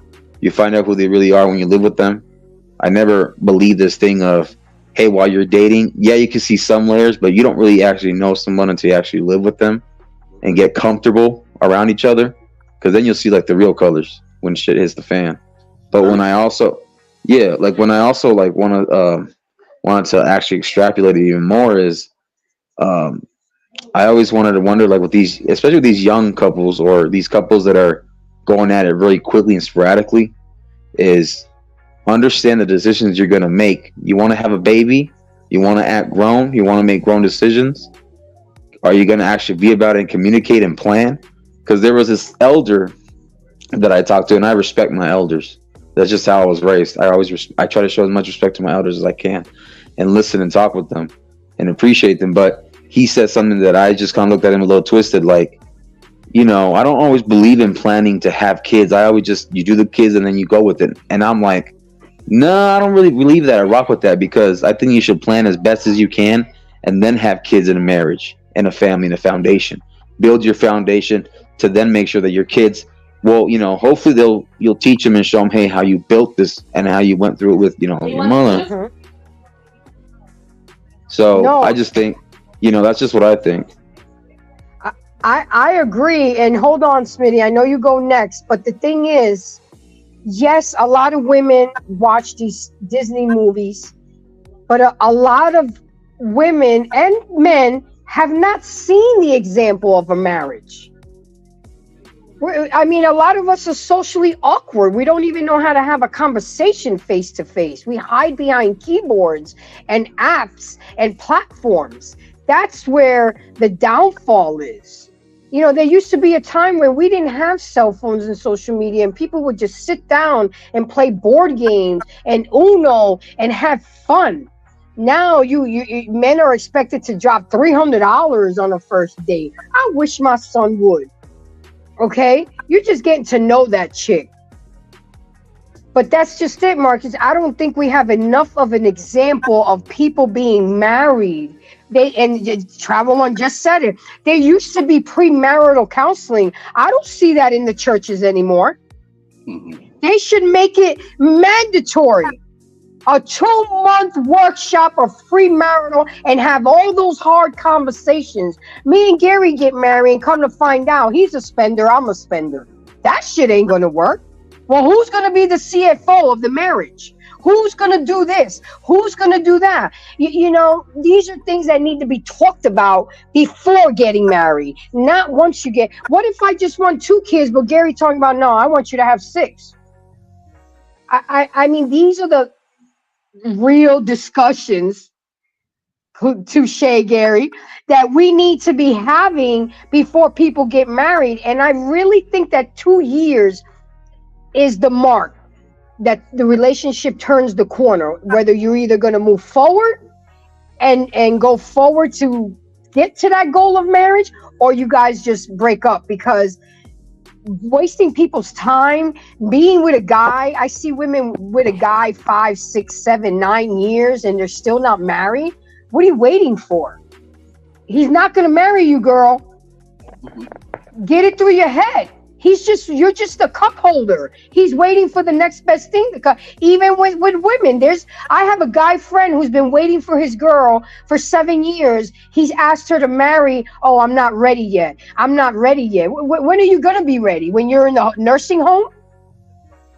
I mean, we got to stop bullshitting. We got to vet better, and we got to ask the hard, uncomfortable questions. Because like Marcus said, and everybody else on the panel, marriage is a serious institution, and because we're not taking it seriously lately, that's why it's considered a joke in the Western world. We're looked as a joke in every aspect. And we got divorce rate at 72%. You're already walking into a failing situation. Marriage is business. All right, Smitty, I'm sorry. I went on a little rant. Go ahead. What did you have to say, honey? It should show, baby. It should show. All right, so look, right? All right, Gary. All right, so maybe you can help. I mean, because I was just wondering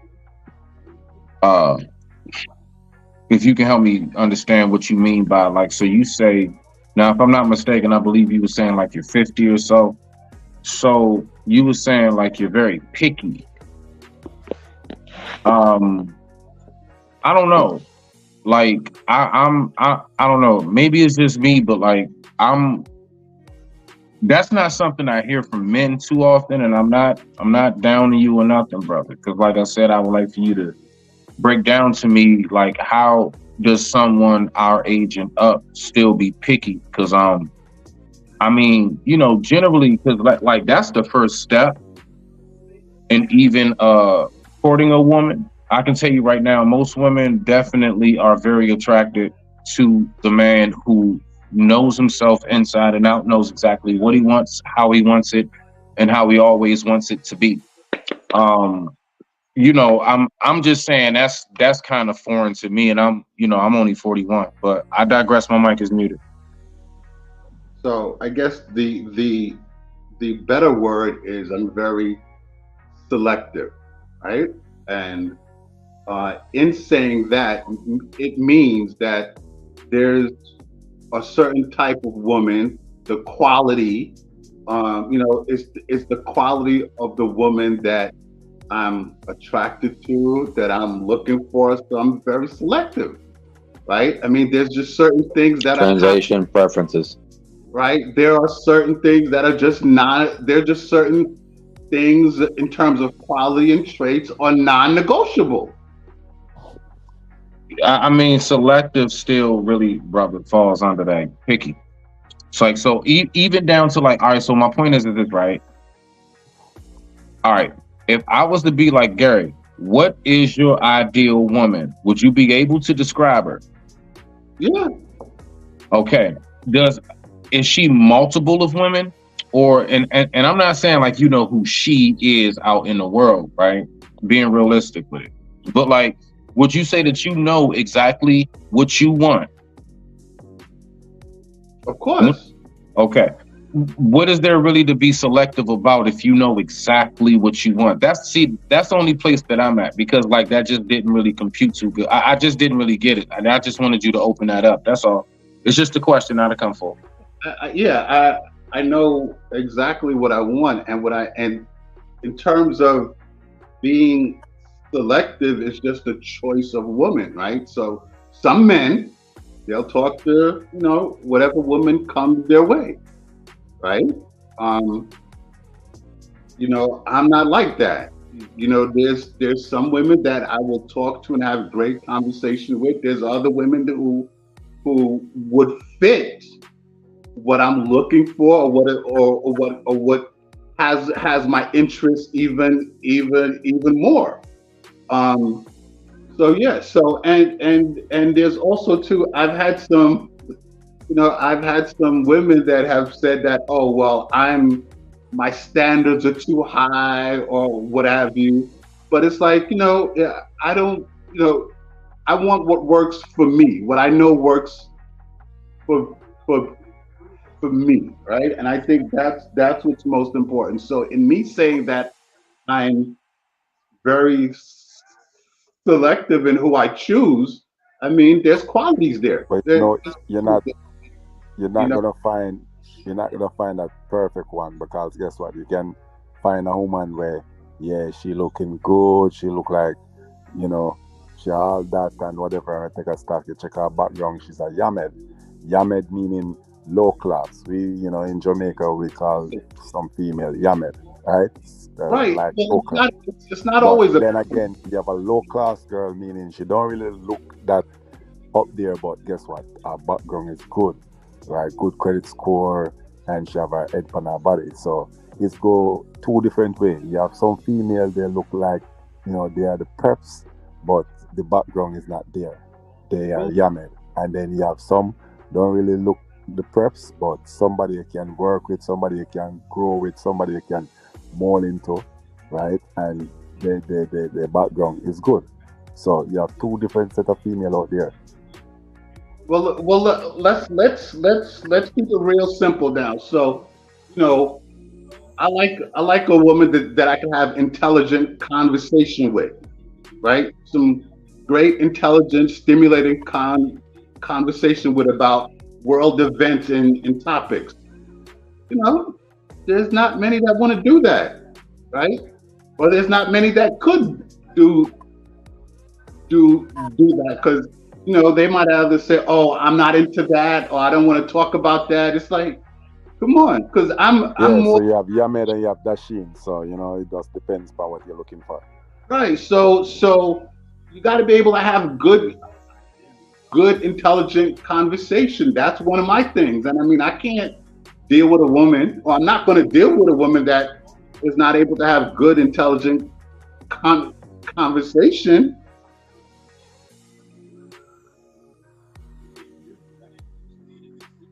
I mean, let me ask you a question, Gary. I mean, we're not getting any younger. So are you prepared to end up being by yourself in your latter part of your years because you're so selective and your standards are quote unquote high? Well, I'm not just going to settle with anybody. I'm not going to do that, right? Like, so look, I'm single by choice, right? Right. I'm So sorry, Gary. You yeah. are saying every woman's talking point. No, this is incredible. I'm sorry. I'm sorry. I gotta say it, bro. Speak your What's mind. going on right now? What's going on, bro? Like what? Keep He lives going, in New York. Are you not That's hearing what I'm saying?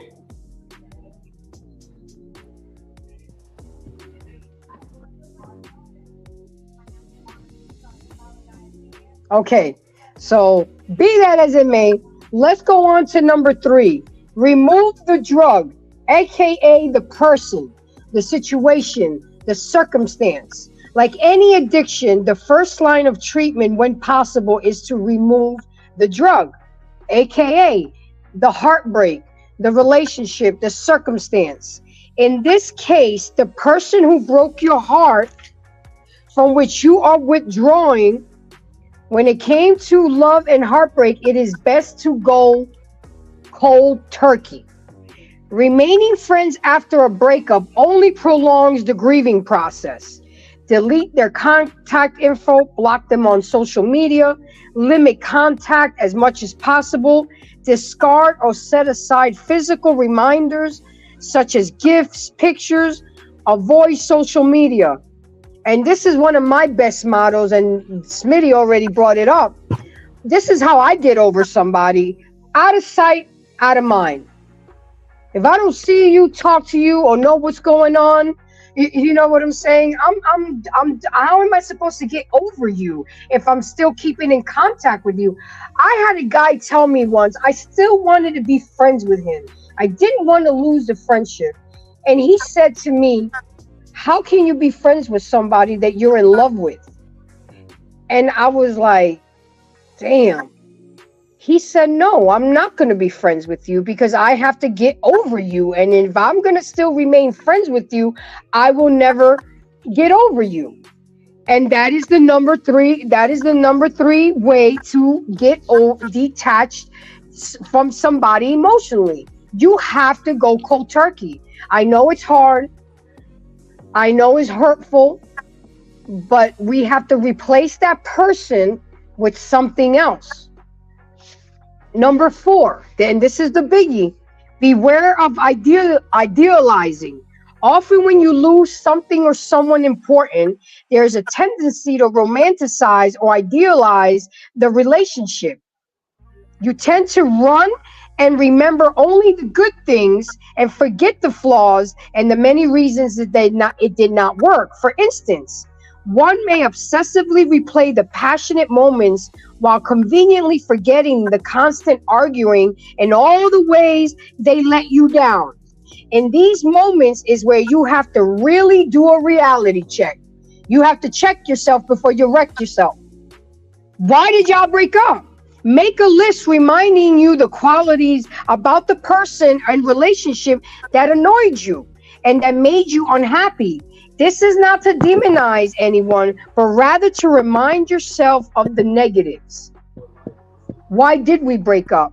Why was I not happy with this person? And that would help you to minimize the idealizing and romanticizing the good parts of the relationship. Look, every relationship is going to have good moments. Every relationship is going to have bad moments. But you got to remember the ugly moments and remember why y'all broke up. You are balancing out your perceptions and avoiding the trap of believing you will never find anyone or any other relationship as perfect ever again. It is far easier to get over something real and imperfect than something perfectly idealized. And that's hard to do, guys. And I get it. I get it. Give me just one. Hey, Grace, can I add something real quick? Absolutely, sir. I think too, the thing that's when that happens, I usually call it putting someone on a pedestal. When you're putting that symbolism of what you think that relationship is at the moment, you're making all the excuses. You're putting her on a pedestal or putting the other person, whatever. Especially if it's a toxic relationship, I noticed that this is where it happens. You start losing who you are yourself. Like you forget about who you are, and you start just becoming what they want. And that's not really living. That's more like you're barely surviving just to try to fake a smile through the end of the day. But you're making them happy because you're afraid of losing it, because you're probably afraid of being alone sometimes. You're afraid of going through life alone for the moment. And not coming to, it's kind of like the 12 steps in a way. And you have to face the truth and you have to face reality and get closure, because this could just be a chapter in your life where you got to just go on to the next and move on and talk about it. If you can, sit down, and at the end of it, if you say, you know what, I don't want to go with this any further anymore, it's clear that we're not a match, we're not syncing together, and we tried. And especially if both sides tried and there's no more fight, then let it go. and or if one side doesn't even want to try it all, also let it go. Let But me that's just it, Marcus. A lot of people don't know how to let go. They'd rather stay in a bad relationship. But they're also not sitting down and communicating either. That's also the issue. let me also say let me also say something quick is that I think also too, a lot of people, I think though more women than men, there is the idea of what the relationship is versus what the reality of what the relationship is. And that's where I think a lot of the lines get crossed. Damn, man. It's too late for you and I. Woo! That Marvin Gaye, it's too late. Oh Know what I wow. mean? You know what I'm saying? Or that Frankly Beverly and Mays, I can't get over you. You know what I mean? You can't get over them.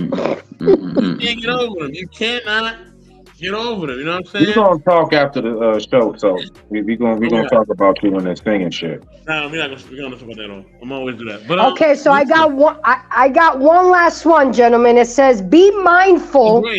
Grace. Yes, yes, sir. Hold on. I was making my point. My bad. I don't Okay. you heard me. So, alright. Okay, if you can't get over somebody, that's a hard one because, that's a hard one, man. That's a really hard one. Maybe sometime you may need to talk and get closure. Kind of depend on the situation. If the relationship is healthy, or if it's not a bad breakup. I believe in closure. I like Yeah. closure, but once Yeah, that closure is done, that's it. Yeah, Right? If it's not a good breakup, and it was kind of toxic, and it always has been toxic, then yeah, you may kind of just need to, if the communication can't happen, then yeah, you're gonna have to find a way. But you know what? And listen, if you need help with that, if you need to seek counsel or therapy or religious counsel, do it. That's perfectly fine. I'm always telling people to get help if they need it. You know what I mean? There's too many people out here running around. They feel all this stuff and then they're a ticking time bomb. You know what I mean? And all it takes for somebody to step on their shoe and they're trying to blow up the whole world. You know what I mean? Because they're not dealing with what's going on. You know what I mean? And when you really get emotionally wrapped up with someone, and mentally and physically and all that, and spiritually, oh man, that's hard to get over, man. Because you miss their scent, their body being next to you. You know what I'm saying? Like, yo, it be getting real. Like, oh my god, Stop! I can feel them. You Hey, know what I nah, mean? but you know something though. So it's I'm, also hold on, so many. I'm speaking some truth. Like you feel a presence, and you feel the stuff that I used to do on all type of levels, and it's hard to let that go. You know what I mean? So when them R&B songs be playing, you understand what they're talking about because that's how you really be feeling. Like that feel the fire and all that. You feel that fire. You still feel that fire of desire, but man, sometimes you just gotta walk away because you have to look at the bigger picture. And the bigger picture that this person is not good for you, or maybe you wasn't good for them. Maybe you need to work on yourself, right? Either way, or maybe y'all both got to work on your individual walk. Can happen either way. Go ahead, y'all. Man, Bree, what up? Man? I was gonna say, oh, salute him three. I was Hey, gonna say, I believe that in that case, What up, Santa and I am Marion? gonna say this. I believe that men take it harder because after that breakup. I mean, one from my experience and what I know, women generally, it's like it's a bunch of dudes right there ready to go ahead and be with her after y'all break up. Not to mention, girlfriends or whoever else. Girl, it's all right. You be fine. We're gonna take a trip, whatever it is, however they cope with it, right? Usually when that happens, like men, we don't really have like places we can go to. We don't really have a lot of that. Like most other things in life, we generally just have to eat that shit. So I just wanted to throw in on that piece that I do believe in that particular area. I do think that dudes take it harder. Generally, I'm not saying women don't take it hard too, but to the degree that we have to go through it because it's truly a solo battle mission. Yeah, that shit ain't. Yeah, that's not easy to deal with a lot of times. I Hey, digress. The Smith. mic is muted. Hey, Smitty, I am going to say this real quick before M3 goes. I'm just going to say I agree that the way we take it when we love as men, we genuinely love hard because we internalize it and we kind of keep it inside of us. That's always been kind of one of the issues we had as men. We tend to keep it in until it festers and grows sometimes and we explode. But with women, they outrageously do it externally. Like I've seen it where women will slash a guy's car tires. I've seen it where if a woman gets dumped or rejected or in a relationship just moved on from. I've seen it where a lot of times they go way left. I don't know if Grace can see that from our perspective as men or the ladies in the chat. Like I've seen it where the women can't handle that. They can't handle taking the L. You know why, Marcus? You know why? Because they got options. There's a woman that can weigh 300 pounds. You know what I'm saying? Never go to the gym, be looking sloppy and crazy, and everybody tell her she the queen of England. You know what I mean? She be drinking liquor. Oh wow! Oh wow! Oh wow! Tell her that she's queen. Because of course she can't handle. Of course she cannot handle. Somebody telling her that she ain't it. And plus, you know what I mean? With women too, they always have an outlet, right? You know what I mean? A woman feeling sad. Everybody coming to her rescue when she feels sad. Everybody. Oh, what's going on, girl? You're gonna be all right. You're gonna pull through. A man feels sad. Hey man, go get up and be a man. You know what I'm saying? And that's just how it is. We know it. And look, a man could be sick. Look, I was literally physically ill, and people didn't give a shit. I'm telling you, men do not have no sympathy, bro. I'm telling you. We don't get it as much as they do. At all. I want to say something, right? Not taking over the show or nothing like that, but just picking up of everything what the topic was from night, because I'm getting kicked off on and on and on and on. Don't know what's going on, but I want to ask 1, 2, 3, 4, 5, 6 guy here and a female. And this question I want to ask, I would love an answer and see what you guys think. It's emotional. Question I want to ask. It's about a baby mother. Your baby mother or your wife. You're coming from work one day and you see a guy on top of your baby mother or your wife. What would your emotion would be? What your reaction would be? Would you commit a suicide? Would you try to hurt the guy? Would you try to hurt she? Or what? Are we still together? I'm not gonna incriminate myself, so I'm plead the fifth. I'm trying to like what's the status? Like I mean, because the mother of my child is married and and we cool as shit. That question I asked is the same topic we're on from the start. So you want to know how that person is going to emotionally detach themselves if they see they women, a man on top of they woman in they house, in they bed? Yes. Oh, well, in your house? Oh shit! Oh yeah, I don't know. Okay, I'm gonna go first, just so I can go out of the way. I'm gonna personally make sure I grab her said belongings and said shit, and throw them out, and along with them, throw them out. I don't care if they're in the middle of it, still doing it. Y'all can do it on the side of the street if you want the concrete, but y'all stuff will be thrown out. Y'all will have your stuff outside because that's the ultimate form of disrespect. Especially after I just came home from slaving away, getting out there in the hot sun or working out in the field or in the office, I don't care where, but putting bread on the table and stuff like that, just to find that disrespect, because that's an ultimate form of disrespect and disloyalty. Because one of the things that I've always found was disloyalty is one of the most snake-like things you can do, because that just shows more of who you are as a person. And you took it for granted, and you're not grateful, and you don't appreciate nothing in life because of that said reason of your actions. So that's what I'll do. All right, we heard Marcus. Who's the next gentleman that's going to answer that question? Look, well, before I even chime into this, salutes to you, Embrace the Grace, Smitty. Thank you for coming, sir. Ho, ho, ho, M3, ho, ho, ho. Ho, ho, ho to you, Marcus. Salute, Wally. Yeah, sorry I'm a little late, though. That NyQuil knocked me out, though, but I'm up, man. I'm going to say this because like Marcus said, man, we're not going to incriminate ourselves like that. But so this is how I'm going to do it. I'm going to give you the answer by asking you this question. Okay. I don't know your name.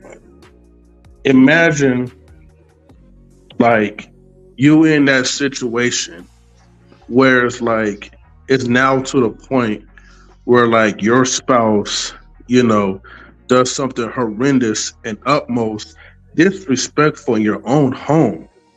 So you might probably be coming home from work a little bit early and she probably didn't expect it. But my question to you is that like, for a woman who will probably have like the galls to actually bring someone over to the house, especially, women could be creative when it comes to cheating.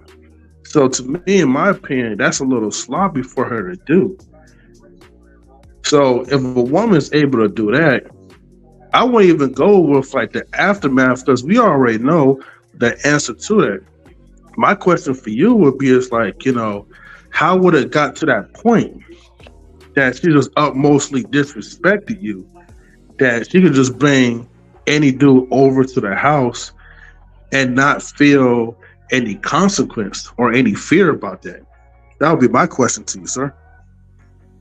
Well, more than that, I'm gonna be real, dog. I'm gonna say it. A woman who brings a man to your premises honestly thinks you're a bitch. She don't.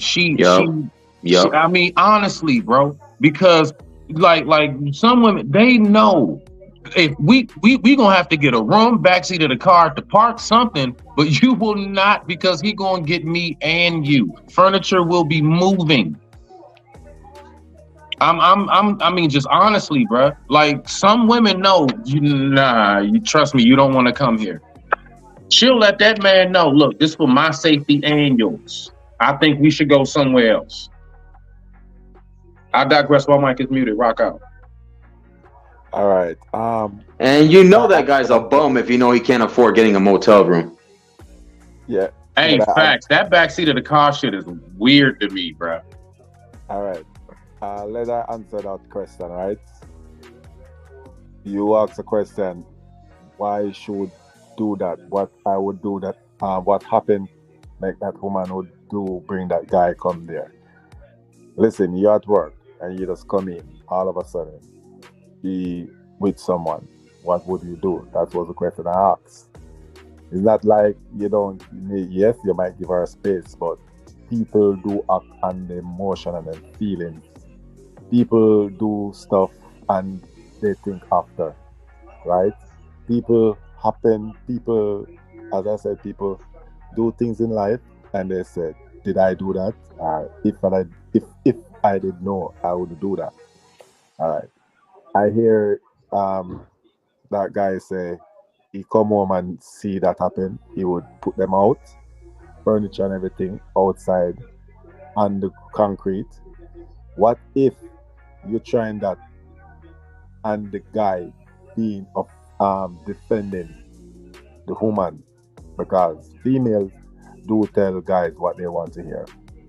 Right? Well, I'm a different breed, so I'm a little licensed. I got a resume, so I'm a different breed. You know what I'm saying? So I'll handle it the way I gotta handle it. But if you're talking about the general basic moment when a guy will react to that because he got caught up and doesn't want to be accountable for his own actions, he's gonna have to face the consequences.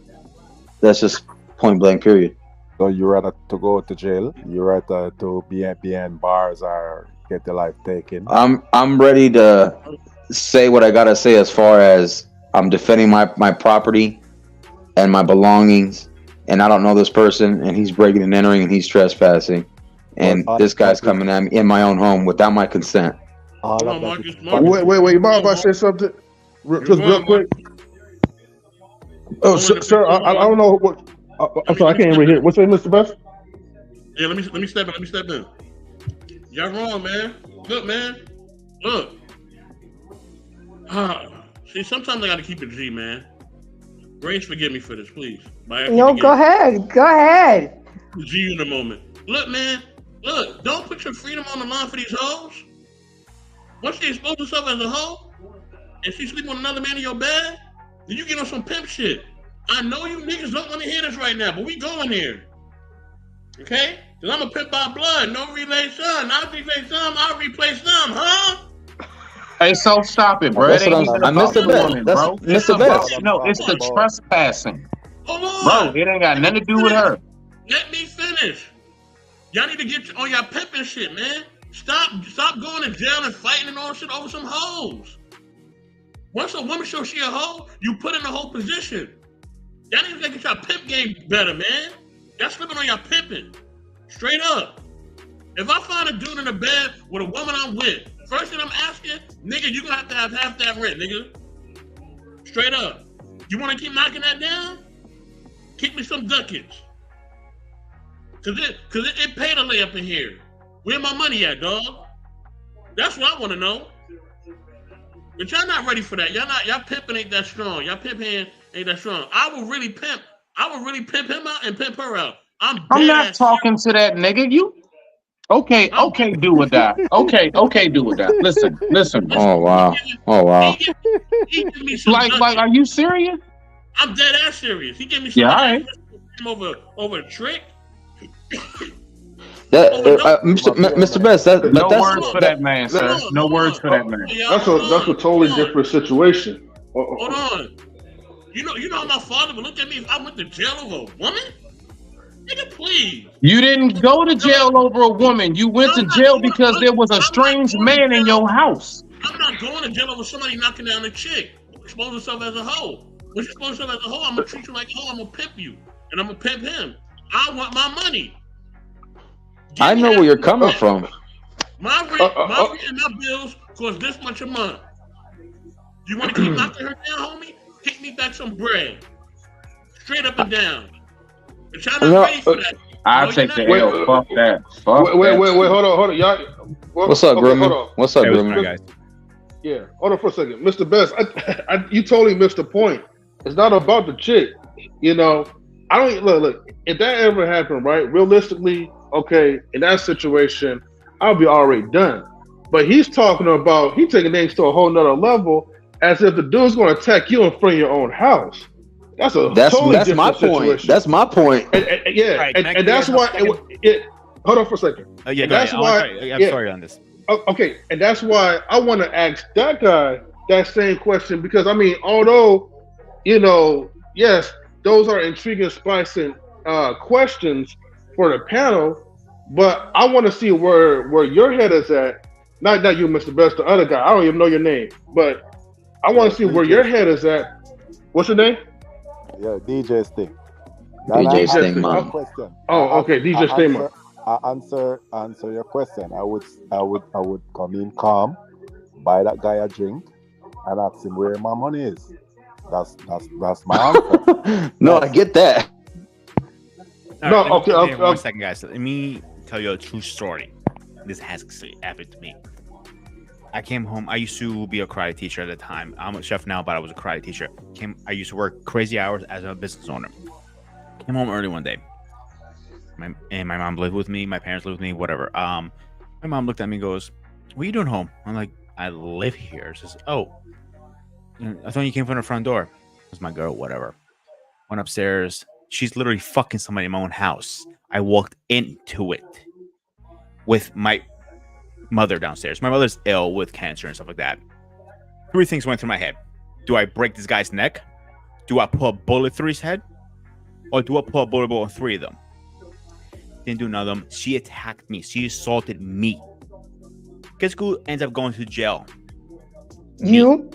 Yep. You know why? Because you're the male. Her neighbor was the judge. She was connected the whole time. I did 18 months probation for something I did not do. And in the state of Pennsylvania, I got simple assault, domestic on my record. Cannot come off till I'm 45. I'm only 38. You see what I'm talking about? You see what I'm talking about? That the ice on the cake. So you come in, buy that guy a drink, and say, "Hey, what you drinking? You want a beer?" Hey, yeah, your friend him. You don't need to cuss. And she thirsty too. She's sweating. Oh, babes, you want some water? Yeah, give her some water. Yeah, give them what they want, and then you ask for your money after. Simple. That's crazy. And people have told me, my best friend's wife tells me all the time, "You're such a good man, but you just pick the shitty women." I'm like, well, she has a good point there. But why do good men always left behind? I was with another woman who had 4 kids. I raised those 4 kids like they're my own, and she ended up just leaving because she found out she couldn't have it anymore, and she goes, "I'm out." November 28th of last year. Did she feel broken or incomplete? She said to me, "I need to move on." That's the only response, and I got blocked. Never got even closure on it. How long were y'all together first before this even took place? 3.5 years. Damn. Did you see any signs that could happen before the date happened? No. We actually talked about it just in case because we had a 10-year difference. She was older, I was younger. And we said, wait, if that actually will be a factor, we couldn't have biological kids. You know what? Let's have adoptions on our record. Like, I'm okay with that as long as, we have healthy kids. I don't give a shit if they're, sperm or no sperm. If you are raised under by my house, my rules, you're my kid. Her own 2 boys used to call me dad because I was more a father than their own father was. For the record, nice girls get shitted on too now. Okay. No. So yeah, but hold on, no, Smitty, hold on. But Grace, at the same time, I've seen plenty of nice girls get married and wifed up. True. True. I got wifed up and I got married and shit, but I had to kiss a lot of frogs to get to my king. And then when I finally did make a decision, I still got shitted on. Grace. And, I asked the question, and I hear that the guys answer, and I said goes for the female. What if you walk in, coming one evening from your work, and you come and see a female on top of your husband? What would you do? Or your reaction? Okay, this is what I'm gonna have to answer this question because I've done the work and I've done the counseling. I would probably call 911, let them know that I'm armed, give a warning shot, and if they don't come quick enough, somebody gonna get something, but not enough for me to go to jail or something, because I'm not gonna risk my freedom and my life over a disrespectful man because I have a kid to still raise. So I would think of all of that.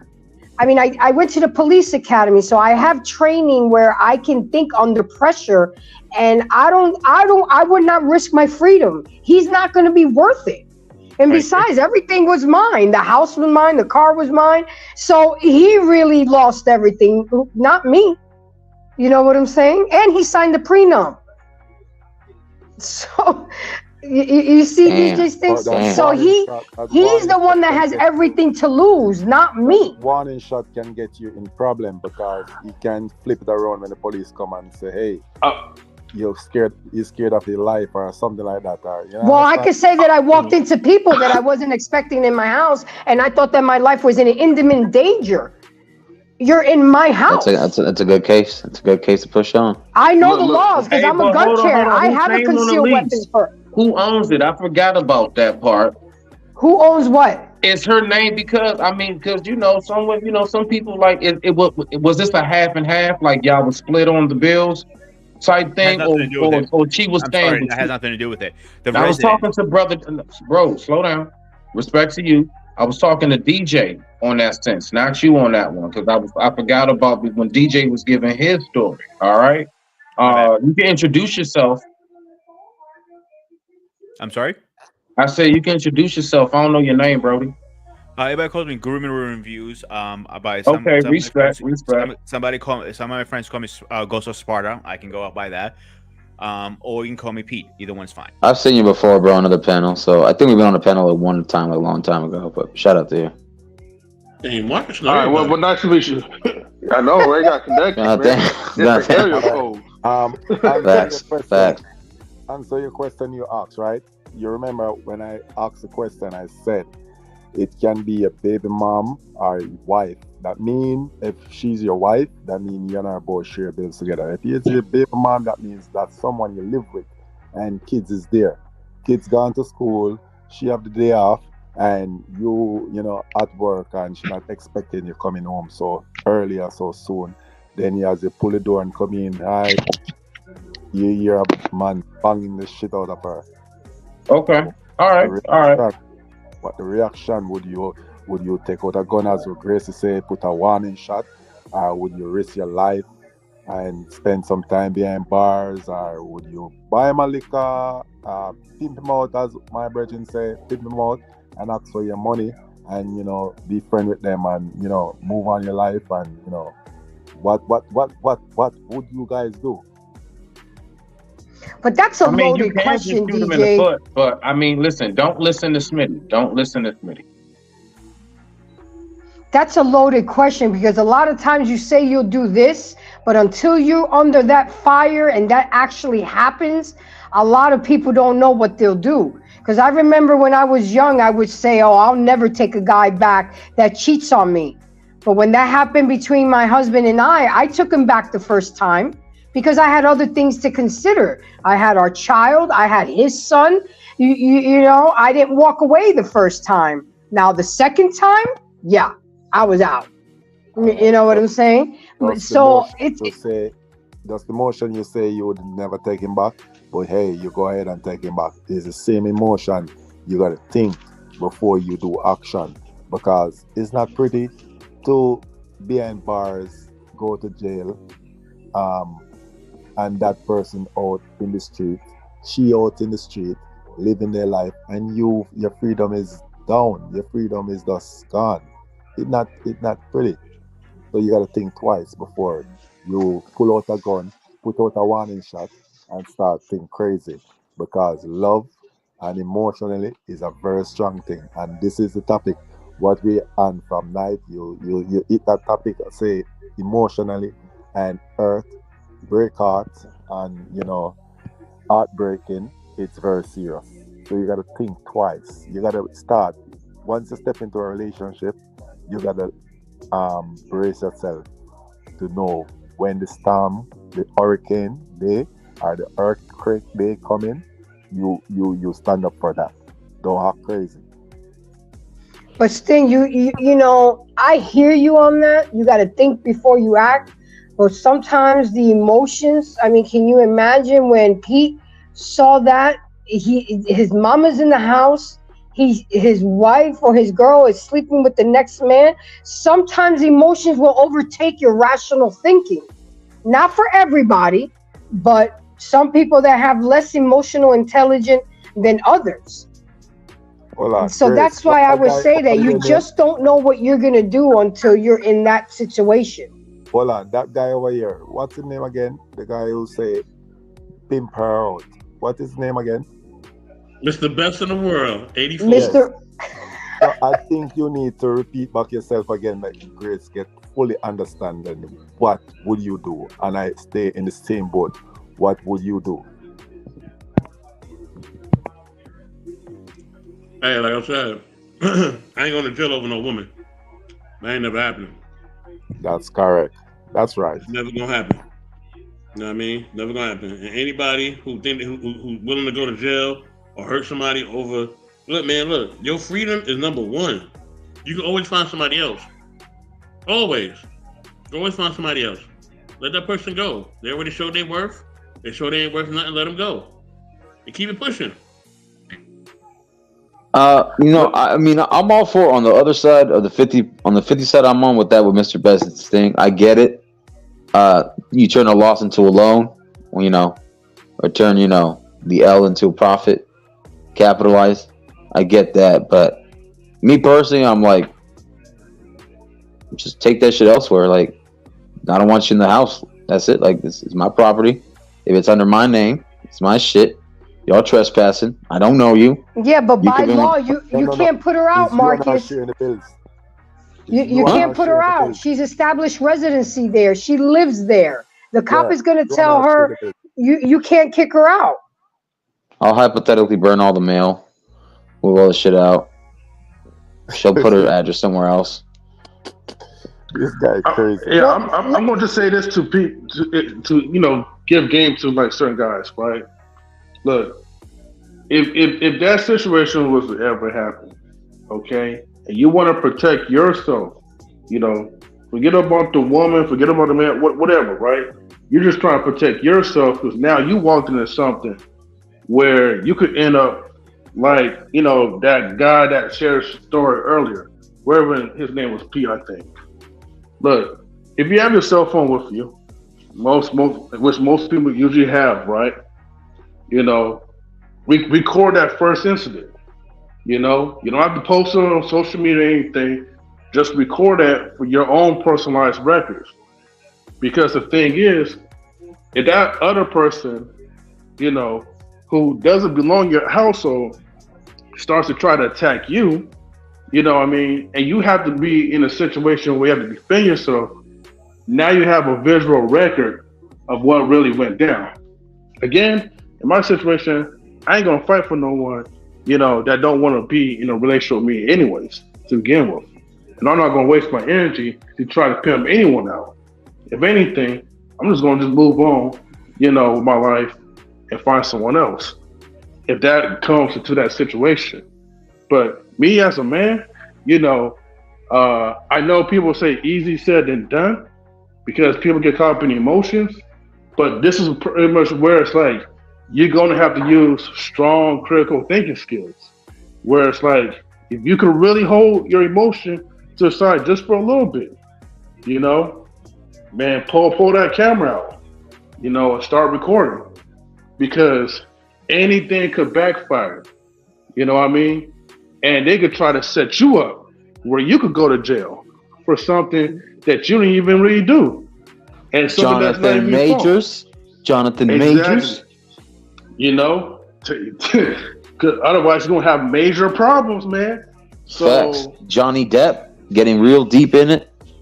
Yep. Mm-hmm. And guys, before we go any further, let me go ahead and give a shout out to my guy Wally. Wally, how you doing, man? You got to chime in. What you got to say about everything we've been talking about? What say you? Wally, what's good, man? What up, Wally? Hi, everybody. What up, Wally? Yes, Simon. Oh man. As far as hearing everything as what everyone has said based upon the question, I can agree to both sides. I mean, it goes either or, but at the same time, I mean, yeah, the question is a little bit loaded because, again, one, the variable is you don't know who the dude is. I mean, let's be real here. Let's put this in perspective, right? Let's say the dude that she ends up messing with that she brings to that house, who's not to sit here and say that he don't got a dude across the street waiting in the car, literally watching that house. So let's say hypothetically something were to go down, homie comes through, comes out the car, goes in there, and also got a gun and strapped up. I mean, a lot of things can go down. You don't know what this is going to be when you get in there. So you got to be very mindful of the transaction that gets in there. Now, granted, I know you're going to sit here and say, hey, I know my woman and she don't deal with particular guys, but if she's out here cheating, you don't know what could be, the guy that she deals with. So pick and choose. But then at the same time, I ain't going to lie. I ain't going to waste my breath to, throw my life away because the chick that she want to go fucking smash, like, hey, look, I'm gonna be like, I'll definitely pack that stuff up and then be like, yep, you have your fun. Because I know one thing for sure, you will be leaving here because it will be done and over with. I will be renting out this house because I then should know you probably didn't sign your name on the house of the deed, one way or the other. And if I'll just move on and rent this bad boy and make my money. It goes either which way. It all depends on what the situation is because you really don't know. I hear you. So guys, I got one last point here.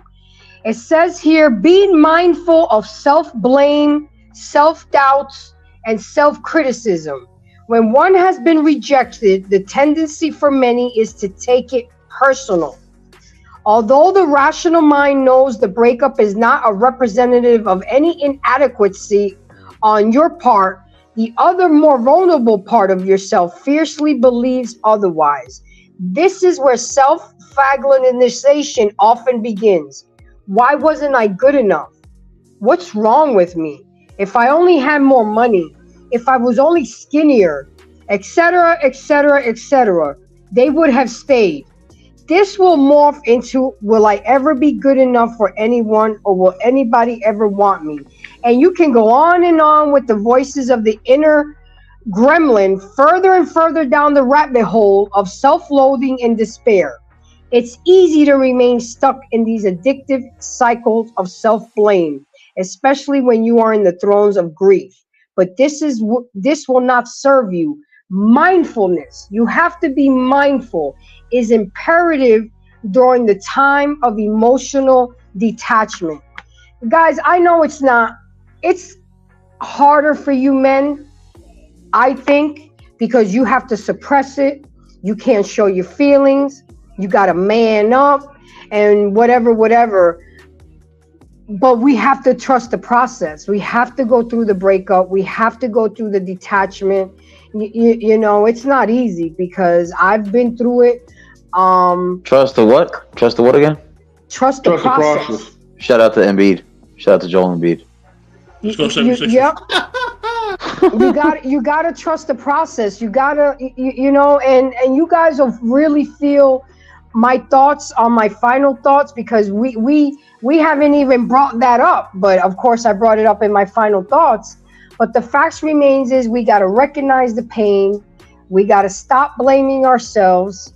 We have to be mindful, and we just have to go through it, and we have to detach ourselves. We have to make, and I heard somebody say about their detachment styles. Sometimes I think that detachment issues is really abandonment issues reversed. A lot of people are clingy and are attached to people because they have dealt with abandonment issues. Would you gentlemen agree with me? You mind if I respond? Yep. Go ahead. So, and it's funny because before we kind of jump into something else, I was going to actually speak on that. So yeah, I do agree that, you know, most men will pretty much like feel like during a breakup, it's probably like, what did they do wrong, or, you know, how could I fix it, type of thing. And we get into that self-loathing type of mindset. Yep. The reason why it's a lot more harder for men to really deal with their breakup versus maybe, you know, most women, is that, see, during these breakups, okay, that usually happen, you know, like when a woman's already fed up, most of them are smart enough to pretty much already have somebody lined up, you know, waiting for them, you know, before going through the process of breaking up. And then when they do break up, you know, they may already find somebody that's gonna come after them. So, and it's not even like maybe like the best option. It's just, you just so happen to have a couple of options that's waiting for you. Whereas, like, you know, other men, you have to go through the process of trying to vet women again. You have to go through the process of taking them out on dates, you know, talking to them, improving yourself, improving your game, your dialect, the way how like your finances are, the way how you move. There's so many things in our mental that we're so consumed about of trying to get the next woman. You know, we make things hard for us. So going through these breakups, it's like, man, the pain mostly lie into not just with the woman leaving us, but mostly the pain is like, now I have to go through that uncomfortable cycle all over again, you know, i.e. the dating market, the way how it is in 2023 going forward. So it's going to be even more harder for like men, as long as this ridiculous standards of dating continues. So I digress, but I just want to add my part to it. I want to piggyback on that and give you the female version, M3, and thank you for that, because that was bars. A lot of time when a woman leaves a long-term relationship, and any ladies in the chat group, you guys can either agree or disagree. We've already have an exit strategy, and we have planned our exit. We have been trying to talk to you guys for a while.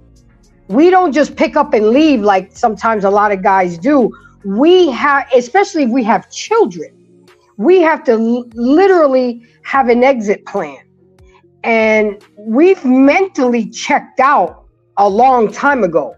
We just haven't physically checked out. But when we physically check out, and it may take us a while to leave, but once we leave, we're gone.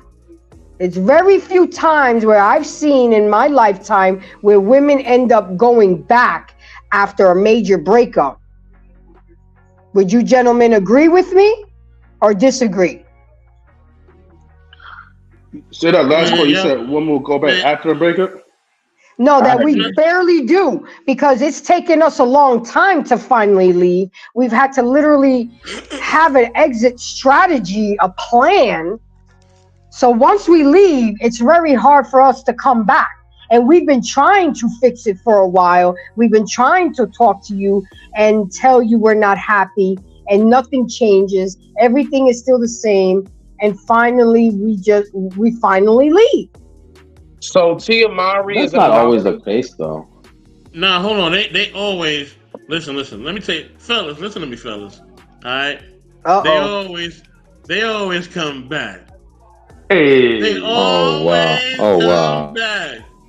Hey. Right? You know what I'm saying? You gotta have that nature boy Ric Flair. They always come back. Woo! They always come when back. That thing is good, always. when that thing is good, they always come back. The ones that don't come back to is the ones who don't think that they the man. When you know you the man, the women can't. Let me tell you. Let me explain something to men. Women can't resist us, dog. They can't.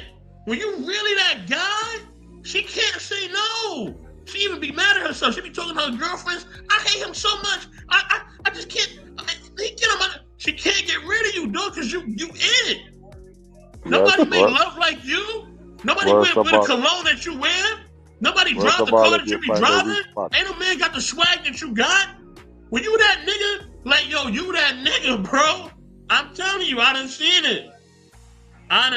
it. You do have a point, but once we leave a long-term relationship, you know, and then also you got to consider the age of the woman too. If she's in her 20s and has no kids, that's an easy breakup for the woman. But you taking a woman like me, 49 years old, I'm gonna think twice before I leave somebody, especially if I've been dealing with them for a minute.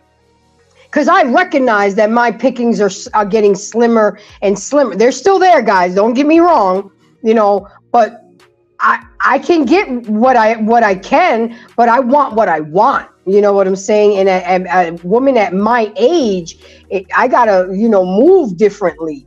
You know, I'm gonna do DJ's model. I'm gonna think before I react. You ever heard of soul snatchers?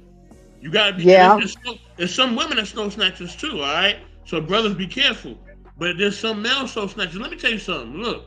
When a man really figure out that he that man, look, my own mother keeps asking about my own father to this day. And my father's married on and she still keep asking about him. When you that man, you're the man. I'm not delusional, Tika. I just know that when a man is the man, he's the man. And I'm not gonna say nothing else. Look, at the end of the day, right? And women who say that, a lot of times when y'all say that, y'all just haven't met the man that's the man. When you meet that man that's the man, I mean the man, yo, you not. Why you think Trey Songz and all these other men be having these women going crazy? Chris Brown could beat on a woman every week. Women will still chase him, whether he have money or not, because of how he looks. Know what I mean? When you that dude and you got that swag and you move a certain way, women cannot deny you, dog. I'm telling y'all that. They go cuckoo for cocoa. They be crying and all that, and they just can't let you go. They gonna just keep coming back, over and over again. I don't know about I don't know about over and over again. You know, because there comes a time where my emotion and intelligence. I mean, I got to go through 3 phases. My mind got to get over you, my heart got to get over you, and then Susie got to get over you. And once Susie gives up, that's it. It's a done deal. We're packing our shit and we out. Stay away from the soul snatchers, Grace. Stay away from the soul snatchers. I'm gonna tell you. I hear you. I hear you. You guys, I knew that this was going to be a good conversation. And again, I just didn't want to bring up when a person gets heartbroken. There's a lot of emotional detachment that needs to get done, like I said, with coworkers, family members, situations, circumstances, feeding into the bullshit. I mean, we got to learn to stop getting upset of things that we can't control. And I'm telling you, that's not the easiest task. It took a lot of work for me to tackle that. I haven't even mastered it yet, but we got to stop tripping over shit that we can't control. I'm not even going to lie to you guys. I'm going through the process right now of detaching myself from a situation. I'm not going to get too deep in it, but my two brothers, they know me like the back of my I hand. knew it. Shut up. But you know what? The research that I do helps me at the same time. And if it helps me, I know it can help somebody else in this chat or anybody watching. Because embrace is not perfect. I'm still trying to embrace grace every day. And I'm going through a process right now. And literally, these are the things that I'm doing. Isolation. I'm journaling. I'm going to start going to the gym. I'm going to take that thought process that I've poured into this situation and put it into something more positive, because I can't be stuck like Chuck on a situation that is not going to, be beneficial to me. And that's what I want my embracers to learn and realize. Life is too short for the bullshit. Life is okay. If you want to snatch my soul, that's fine. But let it be reciprocated and be with me. But don't snatch my soul and you trying to snatch that motherfucker's soul and that other person's soul. Nah, bro, that ain't gonna work with me. Not at 49 years old. Nah. Sorry.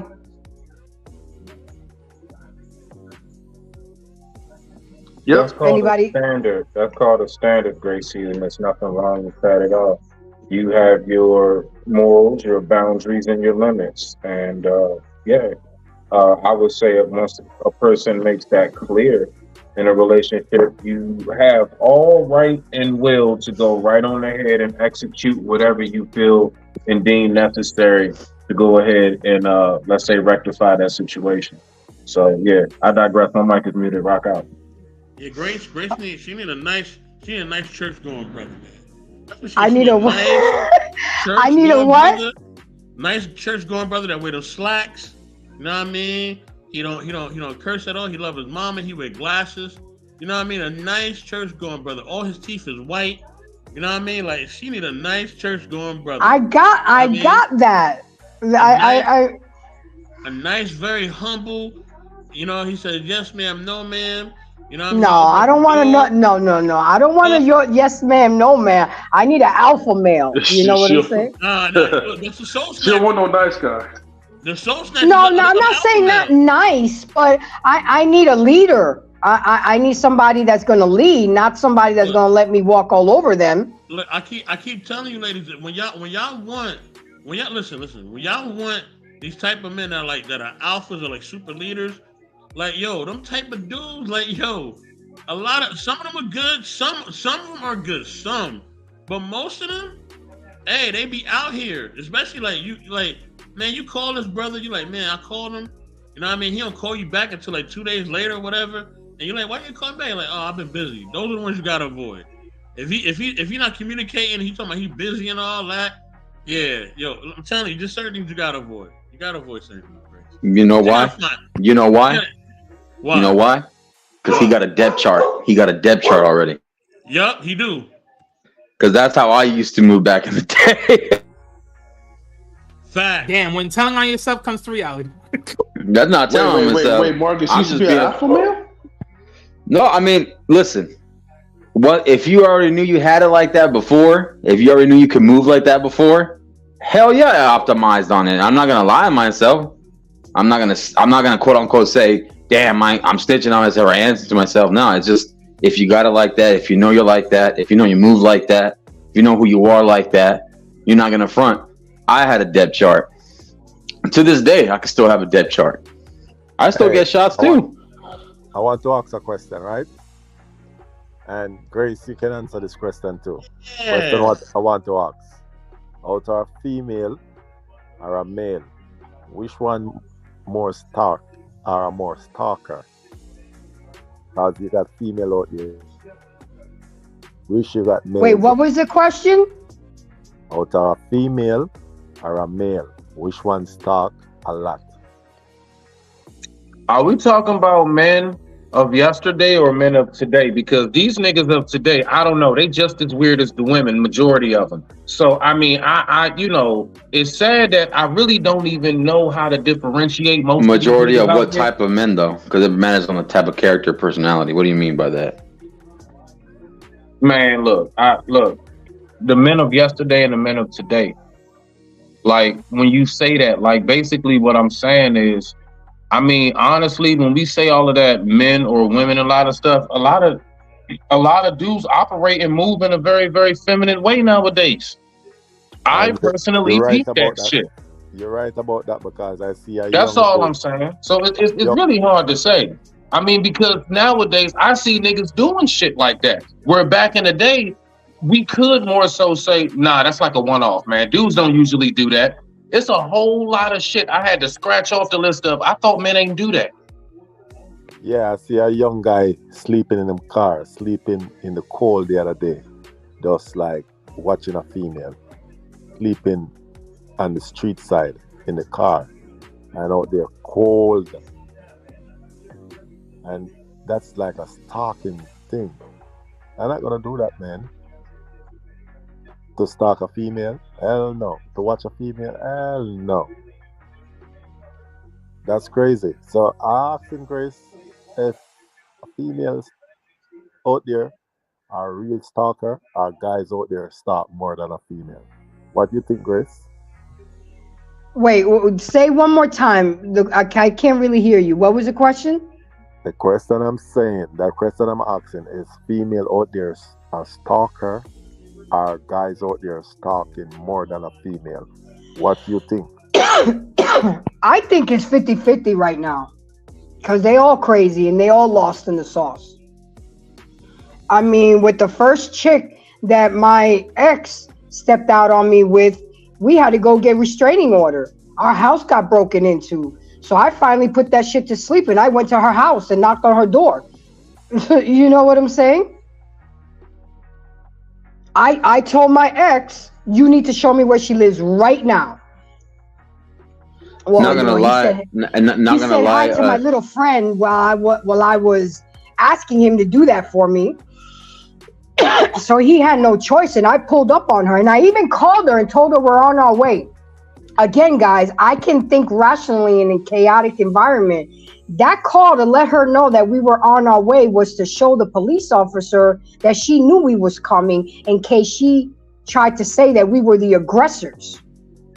So I kept her on the line for at least 25 seconds. And I said, look, I'm going to come through. We're going to talk this out, all three of us, so we can put this to bed because I'm tired of you calling, texting me, showing me texts of him, screenshots. Let's just put it all to sleep. She said, okay, come over.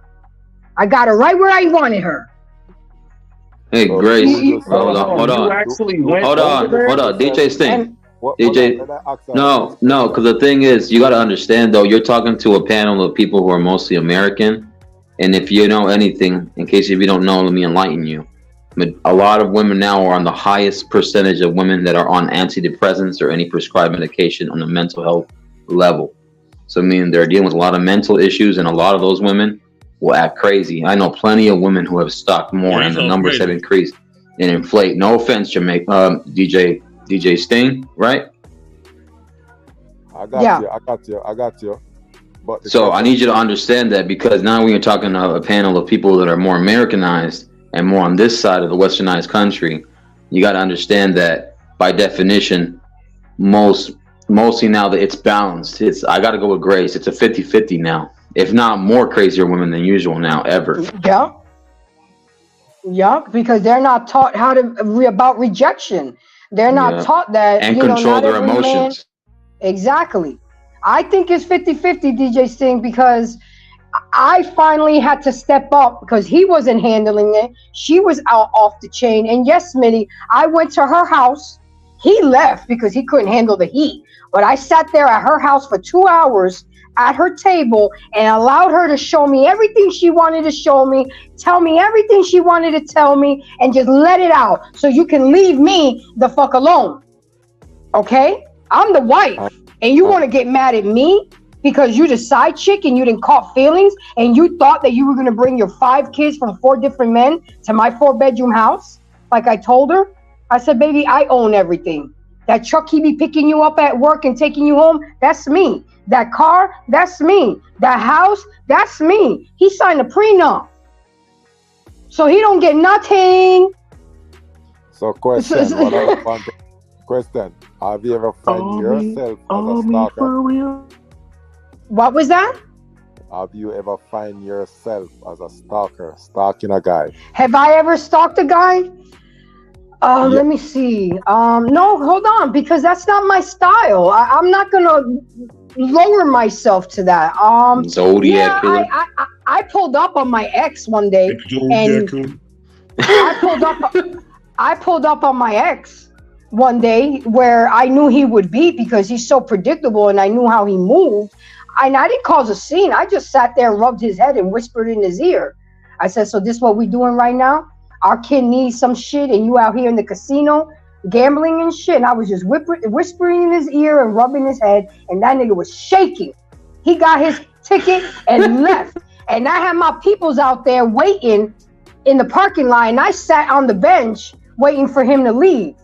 I mean, you gotta understand, DJ. Say I'm gangster and I'm from New York, and I move differently. I'm not gonna go to jail. I'm not gonna get charges over no man. I just move differently. Yeah, I pulled up on him. You know what she did, Mr. Best? Hey, Mr. Best, you know what she did?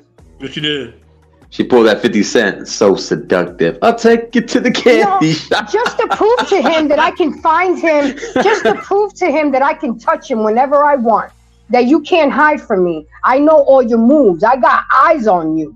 You know, we may not still be together, but I got eyes on you. I used to get calls and be like, yo, I see your truck. I see your husband, but I don't see you. Where you at? Oh, like, oh, he with his girlfriend. Killing me softly, so dear love. You between you and Soap, Gracie, you two are possibly, in my book, the most discouraging people on planet Earth for those hopeless romantics that still want to be married. Somewhere out there, I want to be married. And both of you are just like literally just like curb stomping, beating the dog shit out of all hope that that person may have when it comes to wanting to be married one day. Nigga, somebody wants to still have a wedding, dog, and still have a wife and husband. I want to remarry again. Don't get me twisted, but you're not going to just come around here and disrespect me and think you're going to, I've already gone through that. So I already, you're not going to disrespect me and think that you can do whatever you can in my truck, in my house, with my shit. Nah, bro. I'm just saying, y'all, you tag team back again. God damn. Well, call it a New York thing, whatever you want. That's why me and Sofa fam. But all I know is that I went through the counseling. I did the work. I am more graceful now than ever than gangster. I think before I react. I don't respond to everything because not everything. She watched The Sopranos. I am The Sopranos, honey. Like I said. It's just I pick and choose my battles now. It's not worth it. I'm 49 years old, gentlemen. And you know what? I preserve my peace. I learned what it is. See, that's what happens when you live by yourself and you in isolation. You learn to appreciate peace.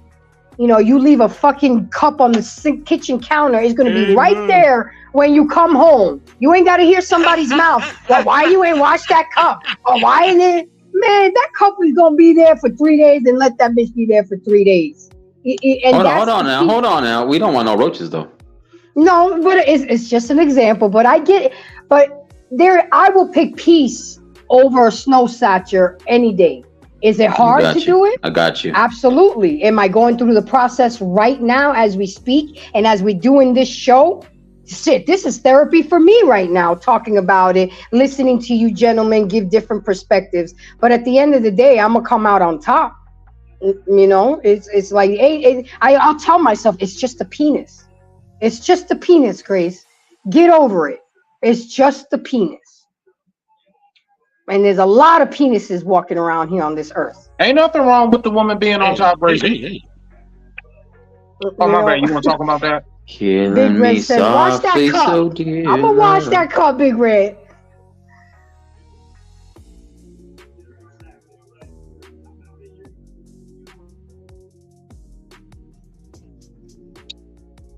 What else you got, Gracie? She paused. I'm right here. She froze. The Matrix. Sorry, the Matrix. my nail tech just texted me and told me what time my appointment is on Sunday. My bad. Okay, girl. Yeah, I make personal appointments. What time on Sunday can I come through? 1 o'clock. Okay. But I'm really glad that we had this conversation because one, it made me realize that I'm only human and we all go through this process. And it's relieving to know that men go through this process. I'm sad for y'all because a lot of y'all suffer in silence. And that's not right and it's not fair. And I get why y'all do it. But the thing is, it's okay. It's okay to go through these 5 steps and acknowledge the pain and do all, because you guys will become better men for the next woman. You know? Look what to watch on YouTube said 11 p.m. nail tech. He must be doing toes. Oh my God! Come on. Call it out. No, it's not like that. People get off late and they can't respond when they can respond. That's all that is. What to watch YouTube? It ain't nothing like that. Sorry, Vietnamese men is not my type. Sorry. Damn. Yeah, he's like, I could do those toes for you at 12 in the morning. No, that's a hustler right there, though. I'm a hustler, baby. Okay, so guys, we're gonna wrap it up because I do have to do my overtime at 1 o'clock in the morning, and I'm not even gonna get to watch none of the Jets game, and we're losing, by the way. So now the Cleveland Browns are gonna be in the playoffs. So that sucks. Before I leave, Grace, you need to answer your phone calls, okay? Huh? You're missing a lot of phone calls. Answer your phone calls. Damn. What? Yes. Hey, yo. Okay. Yes. No. I'm putting you on the Mr. Best. Hey, yo. No, the reason why I say that, I had you to a group where they Oh, you mean the chat group? Chat group, and they do video calls. And you never join in one time. And those people, all the way from UK, they can join in on the program over here. So you gotta advertise the thing. But I do drop my show in the chat group. I drop the link. I do all of that. But you want me to talk to them? Yes, I see you drop your thing in chat group, but meaning join the video call, they see you and you introduce yourself. You don't introduce yourself all now in the group, as it.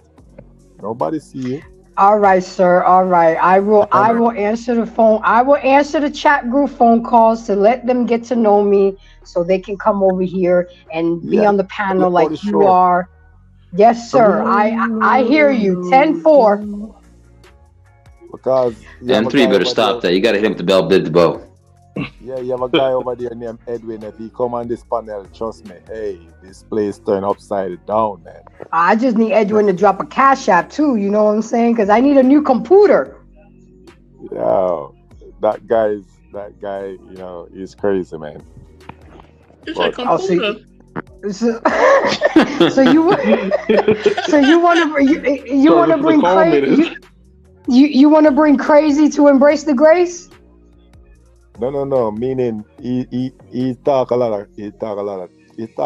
positive stuff too, but you know. Okay. Yeah, he's always licking the nail on the head, but you know, he good. But some of these over there, they are from England. You know, you need them over here on the panel.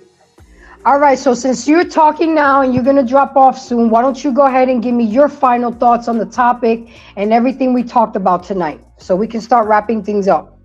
Yes, hearing everything, it was a good topic tonight, and as I said, emotionally. And the question what I asked about, guys walk in and see the female, what the emotion, what they would do, and majority say they would, do action. But I'm saying this, it don't make no sense to give up your freedom, right? Go behind bars is not pretty. Stay behind jail is not pretty. So it's best just walk or take it, just lose, just walk. Meaning there are things out there where you can go enjoy life, get back a new man, whatever, remarried again, move on with your life. You don't need to give up your freedom. But tonight was a good topic, and looking And forward. thank you for coming, DJ Sting. And I hope that you continue coming. And I will participate in the group chat because y'all be talking in that group chat all hours of the night. I'll wake up to 53 messages. I'm like, God damn. But I will take heed to your advice. I will answer one of the phone calls. Thank you for coming, and I really appreciate you. You don't have to drop off right now because I want everybody to listen to everybody's final thoughts. So I'm going to go off to Wally, then MC3, and then Mark, and then Bam, She and called then you Smitty. MC3. She called you MC3. Wait, no, did I say it wrong? Don't do that. Don't do that. She called him MC3. Yo, hey, first it was Baby Bash. I thought I coined Baby Bash on it. Now she said MC3. Stop. Oh, I'm an MC now. Okay. For real. Okay. Mario Claus. Mario Claus.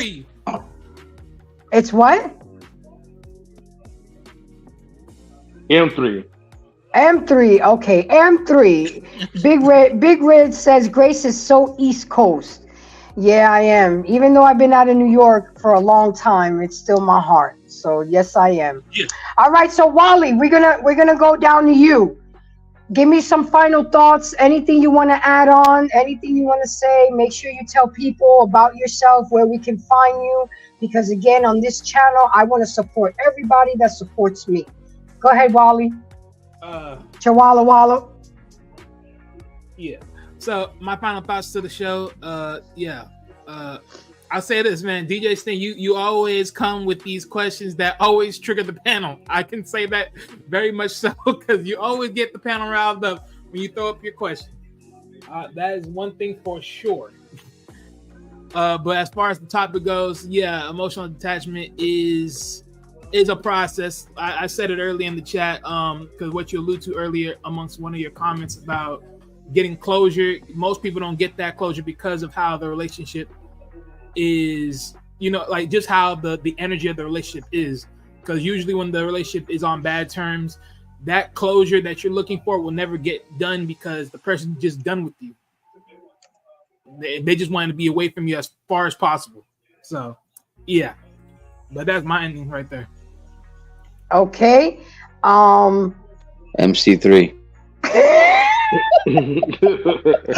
Master ceremonies on the third. What up, Matt? Y'all are horrible. Look, it's been a long day. I've been drinking. No, I'm saying what you said. I said what you said.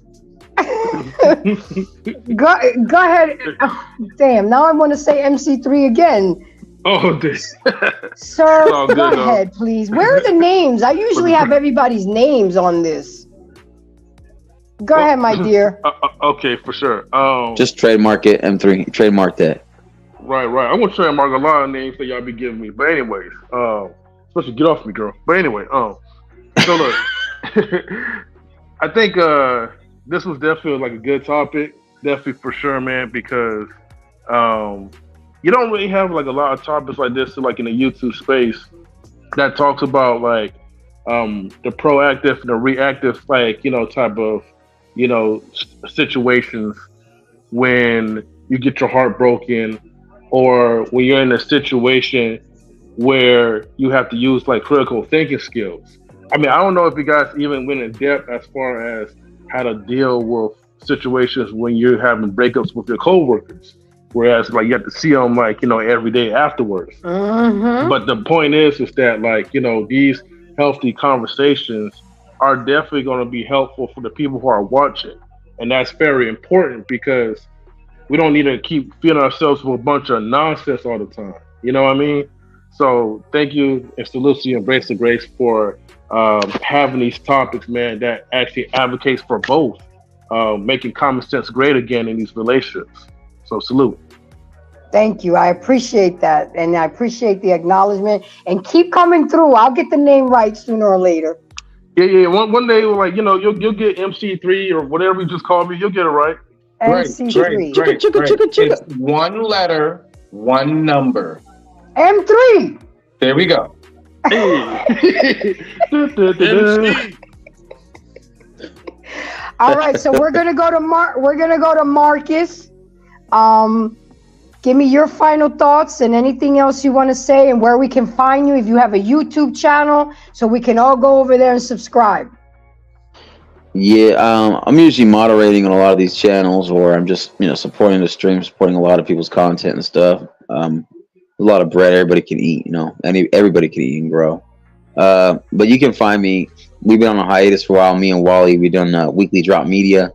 We've had people come up and just show us support. I think I've seen you before, Grace, too. Show us support, Smitty, Soapbox, M3, now hopefully DJ Sting, and then hopefully MC3 can also make a new appearance too as well. But yeah, you can just catch us over there. We'll be doing it coming up in 2024 in the new year, in the new month. So you'll catch us over there. Shout out to you, Embrace the Grace, because I know I first met you on another channel. I think it was over there on JBJ. So shout out to you. Thank you. And also Happy New Year to everybody else if I don't talk to you or get a chance to talk to you before the new year. Be safe out there. Salutations. Make sure you hit the notification bell, like, share, subscribe, leave a comment, Cash App, Super Chat, all the stuff you can. Donations are very welcome and grateful. And yeah, that's it. Great conversation. All righty. M3 in the house. Yep, that's me. But you already went to me. Oh, did you already see? I'm stuck on you, sir. I'm Yo, stuck she thought on you were two different people. Stop. Yo, hey, what is Yeah, the split? MC3. What is the split? Mac, Is that one case? Okay, fam, it's your turn, Mr. Best. Grace, thanks for having me on. This is great, you know what I'm saying? We back on Saturday, alright? Intellectually embracing the, Smitty's Corner. Know what I mean? So please be ready, y'all. Alright? We're gonna be doing this again real soon. Make sure y'all like and subscribe to, Embrace the Grace. Let's get her to that 500. Know what I mean? You know what I'm saying? Absolutely. And we're gonna keep doing this thing, you know what I mean? And Grace, you know what I mean? We're gonna make it, yo. We're gonna make it, you know what I'm saying? I know know that's have right. Love on your mind. I can't wait to get my first super chat. Yes, ma'am. Salute to my man Roldo. I see you in the building. All right, Smitty, it's your turn. Your show is always fire, Gracie. Other than that, honestly, just note that Smitty, I love us. And I digress. My mic is muted. Rock out. All righty. All right, guys. So,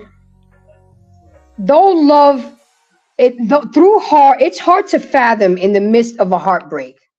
The pain, the sorrow, the hurt, and the resentment, the bitterness, and the pangs of lost love will eventually subside. No feeling lasts forever. Regardless of how relentless and excruciating, don't take it as a loss. Take it as a lesson. Sometimes the heartbreak is actually a blessing in disguise. Each relationship teaches us something about ourselves, and it teaches us what we want and don't want in a partner.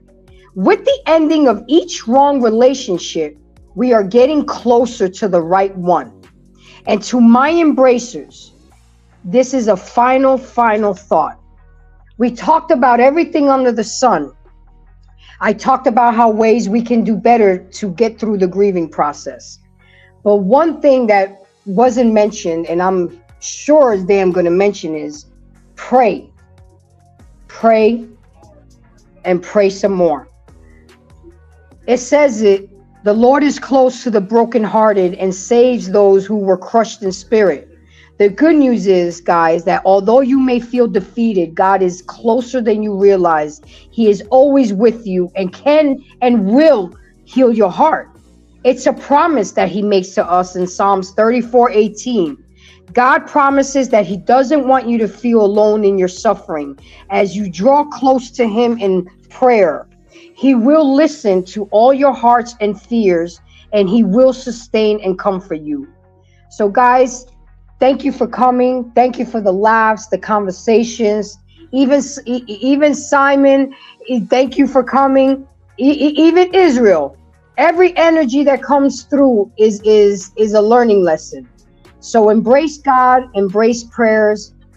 Thank you guys for coming. I'll see y'all Saturday on an Intellectually Embracing Smitty's Corner.